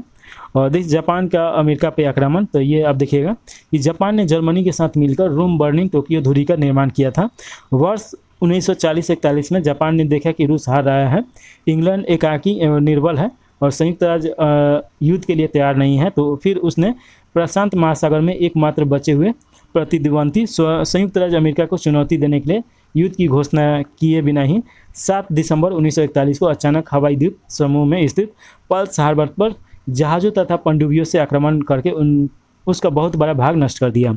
इस आक्रमण में 19 नौसैनिक जहाज, आज 8 जंगी जहाज तथा 177 विमान नष्ट हो गए, 2343 सैनिक मारे गए और 2000 से अधिक घायल हुए। संयुक्त राज्य की ये सबसे बड़ी हार थी। और देखिएगा कि इस घटना के अगले दिन 8 दिसंबर को अमेरिका और इंग्लैंड ने जापान के विरुद्ध युद्ध की घोषणा की। जापान की पराजय और विश्व युद्ध का अंत। देखिएगा कि 26 जुलाई 1945 को पोट्सडैम सम्मेलन में मित्र राष्ट्रों ने जापान से बिना शर्त आत्मसमर्पण की मांग की, किंतु जापान ने इसे स्वीकार नहीं किया। फलतः 6 अगस्त 1945 को हिरोशिमा तथा 9 अगस्त 1945 को नागासाकी पर अमेरिका ने परमाणु बम गिरा दिया और प्रलयकारी विनाश से भयभीत होकर 10 अगस्त को पोट्सडैम घोषणा के शर्तों के आधार पर आत्मसमर्पण का प्रस्ताव भेजा। 14 अगस्त को भयंकर और विनाशकारी द्वितीय विश्व युद्ध समाप्त हो गया। 50 नंबर क्वेश्चन है, महापौर निम्नलिखित में से किसका प्रमुख होता है? तो ये देखिएगा कि नगर निगम का होता है, तो ऑप्शन नंबर बी सही हो जाएगा। देखिए, भारतीय संविधान के 74वां संविधान संशोधन 1992 द्वारा नया भाग यानी 9 का क में और अनुच्छेद 43 के तहत से अनुच्छेद 243 के यह 6 को जोड़कर नगर पालिकाओं को शामिल किया गया था। यह अधिनियम 3 प्रकार की नगर पालिकाओं की संरचना का उपबंध करता है। नगर पंचायत किसी भी नाम से परिवर्तित क्षेत्र के लिए, और देखिए कि ग्रामीण क्षेत्र से शहरी क्षेत्र की ओर संक्रमण की अवस्था। नगम परिषद छोटे शहरी क्षेत्रों के लिए और बड़े शहरी क्षेत्रों के लिए नगर निगम। भारत में देखिए कि शहरी स्थानीय शासक 8 प्रकार के हैं। एक नगर परिषद, नगर पालिका, अधिसूचित क्षेत्र समिति, नगरीय क्षेत्र समिति, छावनी बोर्ड, टाउनशिप और पतन न्यास और विशेष उद्देश्य एजेंसी। राज्य विधानमंडल नगर पालिका के अध्यक्ष का निर्वाचन तरीका प्रदान कर सकता है। महापौर या मेयर का चुनाव पहले प्रत्यक्ष रूप में होता था। अब बिहार नगर पालिका संशोधन अधिनियम 2022 के अनुसार प्रत्यक्ष निर्वाचन पद्धति से होगा। 2 अप्रैल 2022 को बिहार गजट में प्रकाशित किया गया है। और देखिए कि इसके तहत बिहार नगर पालिका अधिनियम 2007 की धारा 2011 में संशोधित कर निम्न प्रावधान प्रस्तुत किया गया है। तो ये आप थोड़ा सा देख लीजिए, यहाँ से क्वेश्चन तो आने का संभावना है नहीं। उसके बाद 51 नंबर क्वेश्चन देखिए, इसमें पूछा जा रहा है कि नदी जो दक्षिण गंगा कहलाती है उसे किस नाम से जाना जाता है? तो दक्षिणी गंगा देखिए कि आपको गोदावरी को बोला जाता है, तो ऑप्शन नंबर आपका बी सही हो जाएगा। और इसके बारे में थोड़ा सा देखा जाए तो देखिए कि गोदावरी नदी दक्षिणी गंगा कहलाती है। गोदावरी नदी प्रायद्वीपीय भारत की सबसे लंबी नदी है और इसे वृद्ध गंगा या बूढ़ी गंगा भी कहा जाता है। आकार और विस्तार में होने के कारण इसे दक्षिण भारत की गंगा या दक्षिणी गंगा के नाम से जाना जाता है। यह महाराष्ट्र के नासिक जिले के त्र्यंबकेश्वर नामक स्थान से निकलकर बंगाल के खाड़ी में जल विसर्जन करती है। यह 1465 किलोमीटर लंबी है। इसका जल ग्रहण क्षेत्र 3.13 लाख वर्ग किलोमीटर है। इसकी प्रमुख सहायक नदियां हैं वेनगंगा, इंद्रावती, प्राणहिता, मंजरा, मूसा, वर्धा और वेनगंगा हो जाएगा, और साबरी भी इसी की सहायक नदी है। गंगा नदी के बारे में तो हम लोग अच्छी तरीके से पढ़े हैं लोग। इससे देख लीजिए कि ये भारत के सबसे बड़ी नदी है और इसकी लंबाई आपका 25 किलोमीटर यानी 2525 किलोमीटर है। तो ये नदी के बारे में हम लोग अच्छा से पढ़े हैं लोग। चलिए अगला क्वेश्चन है, आप नदी वाला सेक्शन में जाइएगा प्लेलिस्ट में भूगोल के, और वहाँ पे नदी सेक्शन निकालिएगा मास्टर वीडियो, और वहाँ पे देख लीजिएगा, एक भी नदी से संबंधित क्वेश्चन आपसे नहीं छूटेगा। देखिए कि लोकमान्य तिलक के विषय में निम्नलिखित में से कौन सा कथन सही नहीं है? तो इसका राइट आंसर वो नरम पंथी कांग्रेस नेता थे, ये गलत है। वो गरम पंथी थे। उन्होंने मराठा पत्र केसरी लिखी थी, ये सही है। उन्होंने गणपति और शिवाजी महोत्सव त्यौहार शुरुआत किया था, ये भी सही है। उन्होंने 1857 में वेमन और घृणा फैलाने के आरोप के लिए कैद किया गया था, तो ये भी सही है। देखिएगा अगला क्वेश्चन है 53 नंबर, भारत में मैग्नीज का सर्वाधिक प्रतिशत उत्पादन करने वाला राज्य निम्नलिखित में से कौन सा है? तो इसका राइट आंसर सी हो जाएगा, मध्य प्रदेश हो जाएगा। देखिए कि मैग्नीज सिल्वर ग्रे रंग की कठोर धातु है जो मुख्यतः धारवार संरचनाओं में पाई जाती है। इसका उपयोग मुख्यतः जंग रोधी इस्पात बनाने और शुष्क बैटरी बनाने और रंग एवं कांच उद्योग तथा विभिन्न रासायनिक उद्योगों में किया जाता है। भारत का कच्चा मैग्नीज का प्रमुख निर्यातक राष्ट्र है। इसके प्रमुख अयस्क पायरोसिलिसाइट है और साइलोमैनिन या ब्रोमाइट है। भारत में प्रमुख मैग्नीज उत्पादक क्षेत्र देखिएगा कि आपका कर्नाटक बेलारी हो जाएगा, सिमोगा हो जाएगा, उड़ीसा में क्योझोर और सुंदरगढ़ हो जाएगा, महाराष्ट्र में नागपुर व भंडारा हो जाएगा, मध्य प्रदेश में बालाघाट और छिंदवाड़ा हो जाएगा। खनिज उत्पादन में प्रथम और भंडारण में प्रथम देखिएगा। कोयला उत्पादन में प्रथम आपका छत्तीसगढ़ हो जाएगा और भंडारण में आपका झारखंड हो जाएगा। 1 मिनट देखिएगा, ये थोड़ा सा हमको लग रहा है कि डाटा जो है थोड़ा सा पुराना है, तो करंट अफेयर के क्लास में हम लोग इसका डाटा देखा जाएगा, क्योंकि एक भी क्वेश्चन आप अगर पढ़ रहे हैं गलत और वही एग्ज़ाम में आ गया तो फिर आपका 2 नंबर का ये हो जाएगा ना, तो इसीलिए इसे छोड़ दिया जाए। करंट अफेयर क्लास में ये सब हम आपको पढ़ा देंगे। देखिएगा कि लोकतंत्र जनता का और जनता द्वारा तथा जनता के लिए शासन, यह किसका कथन है, तो ये इसका राइट आंसर हो जाएगा आपका अब्राहम लिंकन का हो जाएगा। तो ऑप्शन नंबर आपका 2 सही हो जाएगा। 55 नंबर क्वेश्चन है 54 के बाद, भारत का संविधान। तो देखिएगा कि ये एक लिखित संविधान है, तो ये तो सही है, और एक संघीय है, ये भी सही है। एकात्मक नहीं है आपका, और परंपराओं पे आधारित, तो ये भी नहीं होगा, परंपराओं पे आधारित नहीं है। तो ऑप्शन नंबर आपका ए सही हो जाएगा। 1 और 2 सही है। देखिए कि भारतीय संविधान में कुल संविधान निर्माण करने में 2 वर्ष 11 माह 18 दिन लगे थे। भारतीय संविधान के निर्माण हेतु संविधान सभा की प्रथम बैठक 9 दिसंबर 1946 को नई दिल्ली में हुआ था। संविधान सभा का प्रथम अस्थायी अध्यक्ष डॉक्टर सच्चिदानंद सिन्हा तथा उपाध्यक्ष एस.सी. मुखर्जी को चुना गया था। 11 दिसंबर 1946 को राजेंद्र प्रसाद को अस्थायी अध्यक्ष तथा वेनेगल नरसिंह राव को संवैधानिक सलाहकार नियुक्त किया गया। 13 दिसंबर 1946 को जवाहरलाल नेहरू द्वारा संविधान सभा में उद्देश्य प्रस्ताव प्रस्तुत किया गया, जिसे 22 जनवरी 1947 को स्वीकार किया गया। 29 जनवरी 1947 को डॉक्टर अंबेडकर की अध्यक्षता में 7 सदस्यीय प्रारूप समिति का गठन किया गया। संविधान सभा का अंतिम बैठक 24 जनवरी 1950 को हुआ था। संविधान सभा द्वारा संविधान को 26 नवंबर 1949 को अंगीकृत किया गया था। और भारत की मूल संविधान में देखिए कि 395 अनुच्छेद, 8 अनुसूची और 12, वर्तमान में तो 12 अनुच्छेद हो गया है, 4 जुड़ चुका है, और 22 भाग। भारतीय संविधान का संक्षिप्त नाम देखिए कि अनुच्छेद 393 के तहत दिया गया है। इसके अनुसार संविधान का संक्षिप्त नाम है भारतीय संविधान। अनुच्छेद 394 में संविधान लागू होने के बारे में बताया गया है। और देखिएगा संविधान के अनुच्छेद 1 में निर्धारित किया गया है कि भारत अर्थात इंडिया राज्यों का संघ होगा, जिसमें भारत शब्द देश का नाम और संघ शब्द शासन प्रणाली को दर्शाता है। भारतीय संविधान में संघीय और एकात्मक लक्षणों के कारण वी व्हीलर ने भारतीय संविधान को अर्ध संघीय संविधान कहा है, तो ये आप थोड़ा सा याद रखिएगा। और देखिएगा कि संविधान सभा द्वारा प्रतीक के रूप में देखिएगा कि मुहर के रूप में हाथी को अपनाया गया था। और HBR अयंकर ने संविधान सभा का सचिव नियुक्त किया गया था। LN मुखर्जी संविधान सभा का मुख्य प्रारूपकार नियुक्त किए गए थे। प्रेम बिहारी नारायण रायजादा भारतीय संविधान के प्रमुख सुलेखन थे। और देखिए मूल संविधान के हिंदी संस्करण का सुलेखन वसंत कृष्ण वैद्य द्वारा किया गया था, जिसे नंदलाल बोस ने सुंदर ढंग से अलंकृत और ज्यामितीय किया था। मूल संविधान का सौंदर्यीकरण और सजावट शांति निकेतन के कलाकारों ने किया था, जिसमें नंदलाल बोस और बहुरल राम मनोहर सिन्हा शामिल थे। अगला क्वेश्चन है 56 नंबर, हिमखंडों के पिघलने का मुख्य कारण क्या है, तो इसका कारण है भूमंडलीय ताप वृद्धि। तो देखिए कि भूमंडलीय ताप वृद्धि के कारण ग्रीन हाउस प्रभाव के कारण पृथ्वी की सतह के औसत तापमान में वृद्धि को भूमंडलीय तापन कहा जाता है। यह पृथ्वी की सतह पर हवा और समुद्र के औसत तापमान में वृद्धि को संदर्भित करता है, जो जलवायु परिवर्तन का कारण है। ग्रीन हाउस गैस में मुख्य रूप से 6 गैसों को शामिल किया गया है: carbon dioxide, fluorochlorocarbon, methane gas, nitrous oxide, sulphur hexachloride और हाइड्रोफ्लोरोकार्बन। भूमंडलीय तापन के कारण देखिएगा कि प्रदूषण जो है जल प्रदूषण, ध्वनि प्रदूषण, वायु प्रदूषण, भूमि प्रदूषण आदि हो जाएगा। ग्रीन हाउस गैस पेड़ों का अनाधून कटाई, ओजोन परत के छिद्र, औद्योगिकीकरण, उर्वरक एवं कीटनाशक, जनसंख्या वृद्धि। और स्टॉकहोम सम्मेलन में देखिएगा कि 1972 को पर्यावरण की मैग्ना कार्टा की संज्ञा दिया गया है। हेलेस्की सम्मेलन जो 1974 में सामुद्रिक पर्यावरण की सुरक्षा करने से ये संबंधित है। मॉन्ट्रियल प्रोटोकॉल 1987 में ओजोन परत के क्षरण हेतु प्रथम अंतर्राष्ट्रीय समझौता है, तो ये आप याद रखिएगा। देखिएगा कि 16 सितंबर को ओजोन दिवस मनाया जाता है हर साल। पेरिस सम्मेलन COP21 2015 में कार्बन उत्सर्जन लक्ष्यों के कानूनी रूप से बाध्यकारी संधि है। COP27 का आयोजन मिस्र में हुआ था।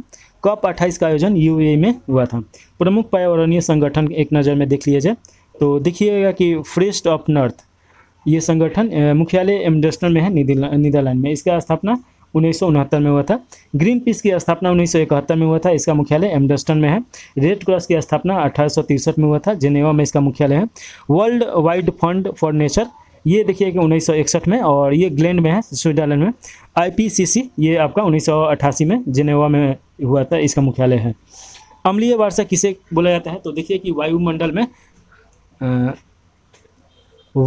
देखिए कि वायुमंडल में सल्फर डाइऑक्साइड, नाइट्रोजन की ऑक्साइड और क्लोरीन और फ्लोरीन गैसों की वृद्धि वर्षा जल में सल्फ्यूरिक अम्ल और नाइट्रिक अम्ल और हाइड्रोक्लोरिक अम्ल का निर्माण कर वर्षा जल को अम्लीय बना देती है।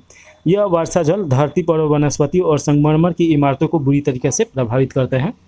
देखिए कि वर्षा जल का pH मान आपका 5.6 से कम हो जाता है तो वह अम्लीय वर्षा कहलाता है। pH मान के बारे में थोड़ा सा समझ लिया जाए तो देखिएगा कि pH मान का मतलब होता है पावर ऑफ हाइड्रोजन। इसको 3 भागों में बांटा गया है और इसका देखिए कि मान जो होता है 0 से 14 के बीच में ही होता है। देखिए कि 0 से अगर 7 के बीच में है तो इसे अम्लीय बोला जाता है, और अगर 7 हो तो इसे आपका उदासीन बोला जाता है, और 7 से लेकर 14 के बीच में हो तो इसे क्षारीय बोला जाता है। तो ये आप थोड़ा सा ध्यान दीजिएगा। 57 नंबर क्वेश्चन है, निम्नलिखित में से कौन सा जीवाश्म ईंधन नहीं है? तो इसका राइट आंसर आपका डी हो जाएगा। यूरेनियम जीवाश्म ईंधन के अंतर्गत नहीं आएगा।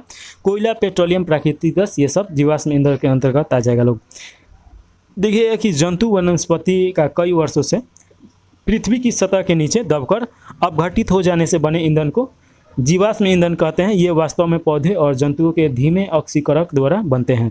उदाहरण के लिए कोयला, पेट्रोलियम, प्राकृतिक गैस हो जाएगा।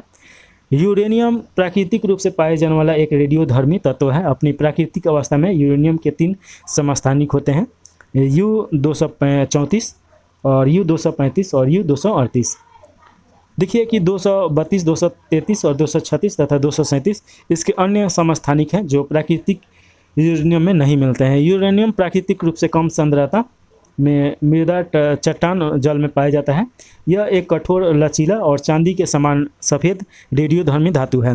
यूरेनियम 238 का उपयोग प्लूटोनियम 239 के उत्पादन में किया जाता है। यूरेनियम का उपयोग परमाणु बम बनाने में किया जाता है। यूरेनियम के आइसोटोप्स यूरेनियम 238 का उपयोग अग्नेय चट्टानों की उम्र जांचने और रेडियोमेट्रिक डेटिंग के लिए किया जाता है। यूरेनियम 235 का उपयोग ईंधन के रूप में किया जाता है। तो ये आप याद रखिएगा। देखिएगा कि आगे तो इसमें देखिएगा कि आपका ऊर्जा के स्रोत के रूप में देखिए कि ऊर्जा के स्रोत हैं आपका एक पारंपरिक स्रोत और एक गैर पारंपरिक स्रोत। तो पारंपरिक स्रोत में आपका कोयला हो जाएगा, पेट्रोल हो जाएगा, प्राकृतिक गैस, पवन ऊर्जा और ईंधन की लकड़ी हो जाएगा। और गैर पारंपरिक स्रोत में देखिए सौर ऊर्जा, पनबिजली, ज्वारीय ऊर्जा, भूतापीय ऊर्जा और जैव ऊर्जा हो जाएगा। भारत द्वारा 2047 तक ऊर्जा स्वतंत्र बनने का लक्ष्य रखा गया है। भारत द्वारा 2070 तक नेट जीरो का लक्ष्य रखा गया है। देखिए कि भारत में सती प्रथा के विरोध में आंदोलन का नेतृत्व किसने किया था? तो इसका राइट आंसर बी हो जाएगा, राजा राम मनमोहन राय हो जाएंगे। आगे इसके बारे में देखिए, सती प्रथा का पहला अभिलेखीय साक्ष्य भानुगुप्त एरन अभिलेख से मिला है। तो ये याद रखिएगा। सती प्रथा का पहली बार प्रतिबंधित किया गया था 1798 में कलकत्ता में लगाया गया था। और राजा राम मोहन राय के नेतृत्व में ब्रिटिश शासन भारत के पहले governor general lord William Bentinck ने दिसंबर 1829 में सती प्रथा को प्रतिबंधित कर दिया। देखिए कि राजा राम मोहन राय का जन्म 22 मई 1782 को बंगाल में हुआ था। और राजा राम मोहन राय को भारत में नव जागरण का अग्रदूत, सुधार आंदोलन का प्रवर्तक, आधुनिक भारत का पिता और नव भारत का तारा एवं भारतीय प्रतिष्ठा का जनक कहा जाता है। राजा राम मोहन राय एकेश्वरवाद मत के प्रचार हेतु 1815 ईस्वी में आत्मीय सभा का गठन किया गया था। राजा राम मोहन राय द्वारा 1821 में बांग्ला भाषा में संवाद कौमुदी का प्रकाशन किया गया था। 1822 में फारसी भाषा में उन्होंने मरुतुल अखबार का प्रकाशन किया। राजा राम मोहन राय द्वारा 1828 में ब्रह्म समाज की स्थापना किया गया था। और देखिए कि राजा राम मोहन राय ने फारसी भाषा में तोहफे उल मुआजुद्दीन गिफ्ट टू मोनोथिस्ट का प्रकाशन किया। मुगल बादशाह अकबर द्वितीय ने राजा राम मोहन राय को राजा की उपाधि दी और ब्रिटेन भेजे थे और वहीं पे उनका मृत्यु हो जाता है। देखिए कि अपने संबोधन में टैगोर ने राजा राम मोहन राय को आधुनिक भारत युग के उद्घाटनकर्ता के रूप में और भारतीय इतिहास का एक चमकदार सितारा कहा है। राजा राम मोहन राय की मृत्यु 1833 में ब्रिटेन के ब्रिस्टल में हुई थी और गोपाल कृष्ण गोखले को महात्मा गांधी ने राजनीतिक गुरु के रूप में स्वीकार किया था। तो ये आप याद रखेगा। देखिए कि आगे देखा जाए तो इसमें देखिए, समाज में फैली असमानता को दूर करने के लिए महात्मा गांधी ने अखिल भारतीय हरिजन संघ की स्थापना की। 59 नंबर क्वेश्चन है, इनमें से कौन सा देश त्रिदेशीय संधि का सदस्य नहीं है, तो इसका राइट आंसर आपका डी हो जाएगा, इटली हो जाएगा। देखिए कि 1882 में जर्मनी, ऑस्ट्रेलिया और हंगरी और इटली ने एक त्रिगुट की स्थापना किया गया था। और देखिएगा कि 1907 में फ्रांस, रूस और ब्रिटेन ने भी त्रिगुट के विरोध में एक संधि बना ली थी। प्रथम विश्व युद्ध की शुरुआत 28 जुलाई 1914 को ऑस्ट्रेलिया द्वारा सर्बिया पर आक्रमण किए जाने के साथ हुआ था। प्रथम विश्व युद्ध में 37 देशों ने पार्टिसिपेट किया था। प्रथम विश्व युद्ध का तत्कालीन कारण ऑस्ट्रिया के राजकुमार आर्क ड्यूक फर्डिनेंड की बोस्टोनिया की राजधानी सेराजुआ में 28 जून 1914 को हत्या हुई थी। 60 नंबर क्वेश्चन है, जापान, जर्मनी और इटली ने मिलकर एक गुट का निर्माण किया था जिसका नाम था, तो इसका नाम धुरी शक्ति था या धुरी राष्ट्र। तो ऑप्शन नंबर ए सही हो जाएगा। तो ये आप याद रखिएगा। और देखिएगा इसके बारे में हम लोग ऊपर तो बहुत अच्छा तरीका से पढ़े थे लोग कि दो गुट बनता है, एक मित्र राष्ट्र का बनता है जिसमें अमेरिका, ब्रिटेन, आपका रसिया आ जाता है, और एक धुरी राष्ट्र में ये लोग आते हैं लोग। तो इसीलिए इसमें यहाँ पे नहीं देख के चलिए आगे देखा जाए। 61 नंबर क्वेश्चन है, निम्नलिखित में से सत्य कथन पहचानिए। तो सत्य कथन देखिए कि H2SO सहसंयोजक यौगिक है, तो ऑप्शन नंबर आपका सी सही हो जाएगा। बाकी सभी गलत है, तो पढ़ने का कोई फायदा है नहीं। देखिएगा इसके बारे में थोड़ा सा कि जब दो परमाणु इलेक्ट्रॉन को साझा करके परस्पर संयुग से सहसंयोजक बंध बनाते हैं तो उन परमाणुओं से बना यौगिक सहसंयोजक यौगिक कहलाता है। और देखिए कि उदाहरण के लिए यहाँ पे आपका दिखा दिया गया है, तो आप देख सकते हैं सल्फर जो है ये आपका बाहरी कक्षा में केवल 6 इलेक्ट्रॉन होते हैं, इसलिए इसे अष्टक पूर्ण करने के लिए 2 इलेक्ट्रॉन की आवश्यकता होती है। अर्थात यह 2 हाइड्रोजन परमाणुओं के साथ 2 इलेक्ट्रॉन को साझा करके 2 सहसंयोजक बंध बनाता है, इसलिए H2S सहसंयोजक यौगिक है। देखिए कि ऑक्सीजन की परमाणु संख्या 8 है तथा ऑक्सीजन के परमाणु के L कोष में 6 इलेक्ट्रॉन होते हैं, इसलिए इसे अष्टक पूरा के लिए 2 और इलेक्ट्रॉन की आवश्यकता होती है। अतः ऑक्सीजन का प्रत्येक परमाणु ऑक्सीजन के अन्य परमाणु के साथ 2 इलेक्ट्रॉनों की साझेदारी करता है। अतः ऑक्सीजन के एक अणु में एक द्विसंयोजक बंध होता है, तो ये आप याद रखिएगा। और देखिए कि ये आपका दिया गया है कॉपर सल्फेट, तो ये तो हम लोग सूत्र जानते ही हैं ना, इसका सूत्र होता है CuSO4। अणु में देखिएगा कि कॉपर धनायन Cu+2 होता है, और सफल आयन देखिए कि SO4 आपका उसके स्क्वायर हो जाएगा माइनस में, के बीच एक आयनिक बंधन होता है, अतः एक आयनिक यौगिक है। तो ये आपका आयनिक यौगिक दर्शाया जा रहा है, तो इसे आप देख लीजिए। और इलेक्ट्रॉन 2 दर्शाया जा रहा है, तो ये भी आप देख सकते हैं। कॉपर सल्फेट को नीला थोड़ा भी कहा जाता है, और CO2 यानी कार्बन डाइऑक्साइड एक सहसंयोजक यौगिक है। देखिए कि उदाहरण में आप यहाँ पे दे दिया गया है। और आगे देखिए CaO एक आयनिक यौगिक है, विद्युत संयोजक, तो उदाहरण में यहाँ पे दिया गया है, आप देख सकते हैं। 62 नंबर क्वेश्चन है, एक तत्व ऑक्सीजन के साथ अभिक्रिया कर उच्च गलनांक वाला यौगिक निर्मित करता है, यह यौगिक जल से विलय है, संभावित तत्व कौन सा होगा? तो यहाँ पे देखिएगा कि आपका राइट आंसर कैल्शियम हो जाएगा, ऑप्शन नंबर ए सही है। और इसके बारे में देखिए कि कैल्शियम ऑक्सीजन के साथ अभिक्रिया कर उच्च गलनांक वाला यौगिक निर्मित करता है, और यह यौगिक जल में विलय होता है। कैल्शियम ये इसका Ca होता है, ऑक्सीजन से अभिक्रिया करके कैल्शियम ऑक्साइड बनाता है जो एक आयनिक यौगिक है, इसका गलनांक उच्च होता है तथा यह जल के साथ अभिक्रिया करने पर कैल्शियम हाइड्रोक्साइड बनाता है। समीकरण देख लीजिए, यहाँ पे समीकरण 1 दिया गया है कैल्शियम ऑक्साइड का, और कैल्शियम हाइड्रोक्साइड का ये समीकरण है, तो आप दोनों देख लीजिए। आगे देखिए कि कैल्शियम पानी में घुलनशील तत्व है और यह एक काफ़ी नरम धातु है, इसका गलनांक 882 डिग्री सेल्सियस है, और क्वथनांक देखिए 1484 डिग्री सेल्सियस है। कार्बन ऑक्सीजन से अभिक्रिया कर कार्बन डाइऑक्साइड बनाता है, और देखिए जो गैस होता है सिलिकॉन देखिए कि ऑक्सीजन से अभिक्रिया कर सिलिकॉन डाइऑक्साइड बनाता है, और देखिए कि जो पानी में घुलनशील नहीं होता है। लोहा ऑक्सीजन के साथ अभिक्रिया कर लौह आयरन ऑक्साइड बनाता है, और यहाँ पे इसका सूत्र दिया गया है का निर्माण करता है जो पानी में नहीं घुलता है। अगला क्वेश्चन है 63 नंबर, और इसमें देखिएगा कि 60 डिग्री कोण पर आंतन 2 समतल दर्पणों के बीच एक वस्तु को रखा जाता है, तब बनने वाले प्रतिबिंब की संख्या क्या होगी? तो प्रतिबिंब की संख्या 5 बनेगा, तो ये आप थोड़ा सा देख लीजिए, यहाँ पे बना दिया गया है। और देखिए कि यहाँ पे थीटा बराबर 60 डिग्री दिया गया है, 2 दर्पणों के बीच के बनने वाले प्रतिबिंब, तो 360 बटा थीटा -1 हो जाएगा, और थीटा का मान आपका 60 है, तो 1 0 से 1 0 कट गया, और इसे काटेंगे तो 6 -1 आ जाएगा, तो 5 इसका राइट आंसर हो जाएगा। तो ये आप थोड़ा सा याद रखिएगा। और देखिएगा अगला क्वेश्चन है 64 नंबर, निम्न में से कौन सा एक पाइरीमिडीन क्षार नहीं है? तो इसका राइट आंसर आपका 64 का हो जाएगा। तो देखिए कि गुआनिन हो जाएगा, तो ऑप्शन नंबर डी सही हो जाएगा। चलिए 64 के बाद 65 नंबर क्वेश्चन देखा। इसमें पूछा जा रहा है कि निम्नलिखित में से कौन सा विखंडन युक्त प्राकृतिक तत्व है। तो इसका राइट आंसर आपका यूरेनियम 235 हो जाएगा, ये तो आप जानते ही हैं, और ऑप्शन नंबर बी सही हो जाएगा। देखिए कि वैसे रेडियो सक्रियता तत्व जिसके परमाणु के नाभिक स्वतः विखंडित होकर अन्य तत्वों के परमाणुओं में परिवर्तित होते रहते हैं, वे विखंडन युक्त प्राकृतिक तत्व होते हैं। देखिए कि नाभिकीय विखंडन की इस स्वतः होने वाले प्रक्रिया को प्राकृतिक विखंडन भी कहा जाता है। प्राकृतिक विखंडन में अल्फा, बीटा और गामा का उत्सर्जन होता है। रेडियो सक्रियता विखंडन नाभिकीय सिद्धांत द्वारा प्रतिपादित 1913 में सॉडी और फ्यूजन्स और रदरफोर्ड द्वारा किया गया है। रेडियो सक्रियता परिवर्तन दो प्रकार के होते हैं। एक अल्फा परिवर्तन, इसमें देखिए कि अल्फा कण निकलने से द्रव्यमान में 4 कम हो जाता है और परमाणु संख्या 2 कम हो जाता है। बीटा परिवर्तन में देखिए कि बीटा कण निकलने से परमाणु द्रव्यमान वही रहता है, लेकिन परमाणु संख्या में 1 का वृद्धि हो जाता है। तो ये आप देख लीजिए, इसका यहाँ पे दिखा दिया गया है। प्राकृतिक में विखंडन की यह प्रक्रिया सतत जारी रहता है, जिससे यूरेनियम का विखंडन होकर थोरियम, रेडियम और पोलोनियम जैसे निम्न परमाणु संख्या वाले तत्वों का निर्माण होता है। चलिए आगे क्वेश्चन देखा जाए, तो आगे देखेंगे लोग। इसके बाद 65 के बाद 66 नंबर क्वेश्चन। किस प्रकार को आकाश का रंग नीला दिखाई देता है?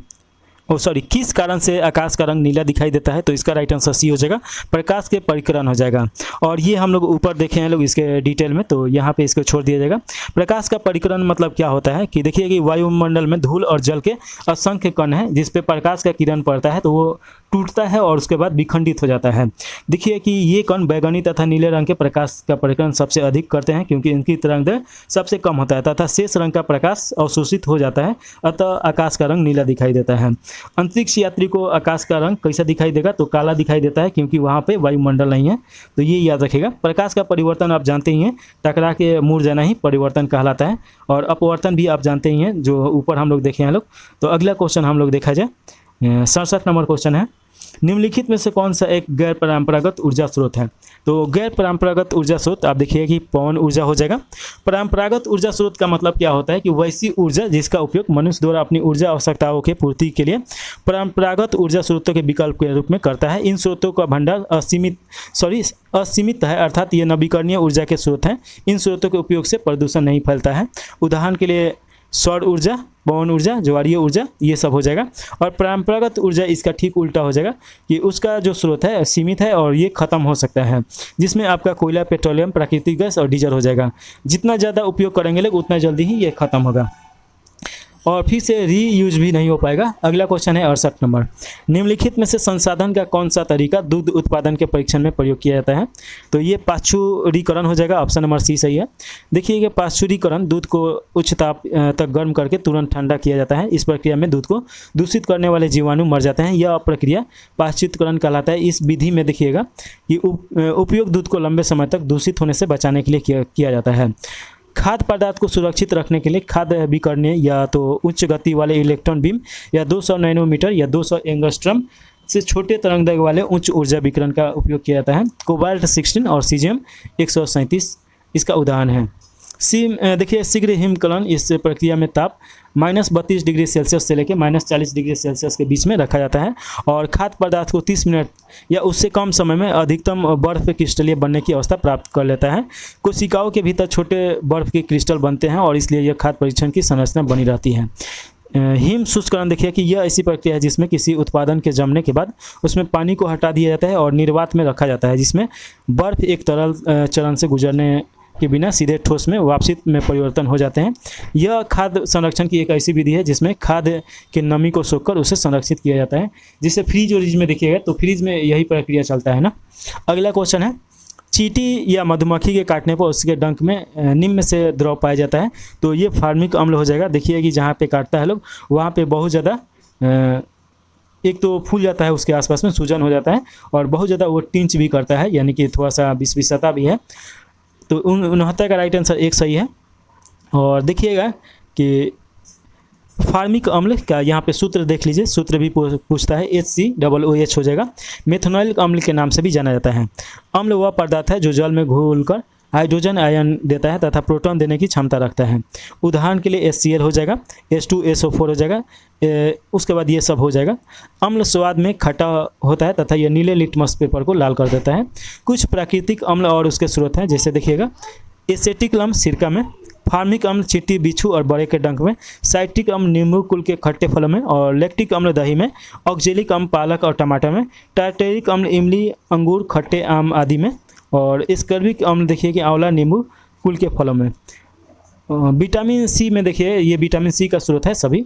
70 नंबर क्वेश्चन है 4NH3 प्लस 5O2 और देखिएगा कि 4NO प्लस देखिएगा कि OH2O, इस अभिक्रिया में कौन सा पदार्थ और कारक है? तो इसका राइट आंसर आपका ए हो जाएगा, NH3 हो जाएगा। देखिएगा कि ये अवकारक के रूप में काम करता है। जिस पदार्थ का ऑक्सीकरक होता है वह अवकारक कहलाता है तथा जिस पदार्थ का अवकरण होता है उसे ऑक्सीकरक कहा जाता है। ऑक्सीकरक वे पदार्थ हैं जो इलेक्ट्रॉन ग्रहण करते हैं तथा अवकारक वे पदार्थ होते हैं जो इलेक्ट्रॉन त्याग करते हैं। इस प्रकार समीकरण में ये देखिएगा कि हाइड्रोजन NH3 से O2 द्वारा विस्थापित होकर NO बनाता है, इसलिए यह विस्थापन अभिक्रिया का एक उदाहरण है। वहीं यौगिक में ऑक्सीजन के जोड़ने से ऑक्सीकरण कहा जाता है और जिसका ऑक्सीकरक होता है वह अवकारक कहलाता है। NH3 और NO ऑक्सीकृत हो रहा है, इसलिए NH3 अवकारक है। इस अभिक्रिया में N देखिए O2 और H2O में अपचयक हो रहा है, इसलिए यह ऑक्सीकारक है। यह अभिक्रिया उपचयन यानी कि ऑक्सीकरण और अपचयन यानी अवकरण अर्थात रेडॉक्स अभिक्रिया प्रतिपादक का उदाहरण है, तो ये याद रखिएगा। अगला क्वेश्चन है 71 नंबर, किस माध्यम में ध्वनि का वेग सबसे अधिक होगा? तो देखिए कि ध्वनि का वेग सबसे ज़्यादा ठोस में हो जाता है और ठोस के बाद आपका तरल हो जाएगा, तरल के बाद गैस हो जाएगा, तो ऑप्शन नंबर आपका बी सही हो जाएगा। देखिएगा कि ध्वनि एक यांत्रिक तरंग है, इसके संचरण के लिए किसी माध्यम में गैस, द्रव और ठोस की आवश्यकता होती है। यह निर्वात में ट्रेवल नहीं कर सकता है क्योंकि कोई ना कोई माध्यम इसको चाहिए। देखिए विधि माध्यम में ध्वनि की चाल ठोस में सबसे ज़्यादा, द्रव में उससे कम और गैस में उससे कम। ध्वनि अंतरंग तरंग है और ध्वनि की चाल का देखिएगा कि ताप बढ़ने से, आर्द्रता बढ़ने से तथा घनत्व के बढ़ने से बढ़ती है, किंतु दाब बढ़ने से अपवर्तित रहता है। प्रतिध्वनि सुनने के लिए देखिएगा कि कम से कम 17 मीटर का दूरी होना चाहिए और ध्वनि का प्रभाव हमारे मस्तिष्क पर 0.1 सेकेंड या मूल ध्वनि का परिवर्तन ध्वनि के बीच 0.1 सेकेंड समय का अंतराल होना चाहिए। मनुष्य में ध्वनि की सुनने का परिसर यानी श्रोता लगभग 20 हर्ट्ज से लेकर 20,000 हर्ट्ज के बीच में होता है। देखिए कि श्रव्य ध्वनि 20 से 20,000 हर्ट्ज और अश्रव्य ध्वनि 20 हर्ट्ज से कम आवृत्तियों में होता है। पराश्रवणी ध्वनि 20,000 हर्ट्ज से ऊपर का होता है। देखिए कि पराध्वनि तरंग कुछ जानवर सुन पाते हैं लोग, जैसे कुत्ता, बिल्ली, ये सब हो जाएगा लोग। पराश्रवणी तरंग को कुत्ता, बिल्ली, चमगादड़, डॉल्फिन भी सुन सकते हैं लोग। ध्वनि के स्रोत देखिएगा और डेसिबल में मापा जाता है, तो ये तो आप जानते ही हैं। साधारण बातचीत आपका 30 से 40 डेसिबल हो जाएगा, जोर से बातचीत 50 से 60, ट्रक ट्रैक्टर 90 से 100 और ऑर्केस्ट्रा बड़ी कारखाने 100 से 110, जेट विमान 140 से 150, मशीन गन 170 और मिसाइल आपका 180 हो जाएगा। WHO के अनुसार 45 डेसिबल की ध्वनि को मानव स्वास्थ्य के लिए सबसे सुरक्षित माना जाता है। 72 नंबर क्वेश्चन है, मानव हृदय में शुद्ध रक्त पाया जाता है, तो ये आपका महाध्वनि और बाएं निलय में पाया जाता है, तो ऑप्शन नंबर 1 सही हो जाएगा। और देखिएगा कि महाधमनी शरीर की सबसे बड़ी धमनी है जो बाएं नीला से शुद्ध रक्त शरीर के विभिन्न भागों में पहुंचती है। धमनियां शुद्ध रक्त को हृदय से शरीर के विभिन्न भागों में ले जाती हैं, जबकि फुसफुस धमनियों में अशुद्ध रक्त पाया जाता है। शिराएं देखिए कि अशुद्ध रक्त को शरीर के विभिन्न अंगों से हृदय में ले जाती है, जबकि फुसफुस शिरा में शुद्ध रक्त पाया जाता है। हृदय में 4 कोष्ठ या कष्ट पाए जाते हैं, जिसमें से 2 आलिंद तथा 2 निलय पाए जाते हैं। दायां आलिंद शरीर से अशुद्ध रक्त प्राप्त करता है तथा बायां आलिंद में फेफड़ों से शुद्ध रक्त आकर बाएं निलय में जाता है। दायां निलय शुद्ध रक्त फुसफुस धमनी को भेजता है तथा बायां निलय शुद्ध रक्त शरीर से सभी ऊतकों में पहुंचाता है।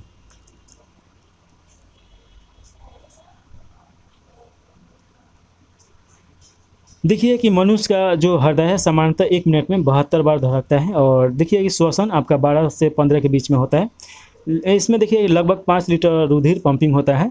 सामान्य मनुष्य में हृदय का वजन 300 ग्राम होता है।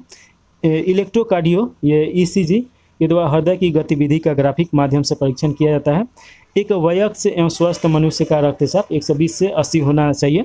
रक्तदाब को मैनोमीटर के द्वारा मापा जाता है। रुधिर एक तरल संयोजित ऊतक है जो प्लाज्मा और रुधिर कोशिकाओं से मिलकर बना होता है।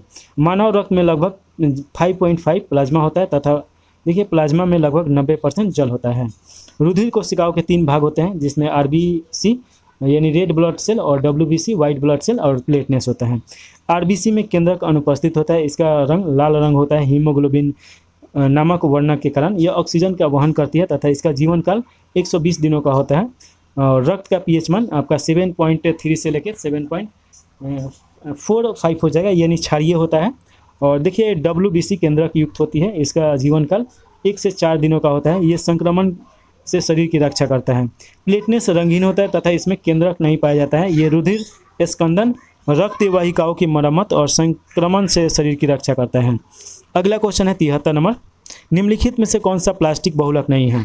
तो देखिए कि टेफ्लॉन आपका प्लास्टिक बहुलक नहीं है, तो ये आप याद रखिएगा।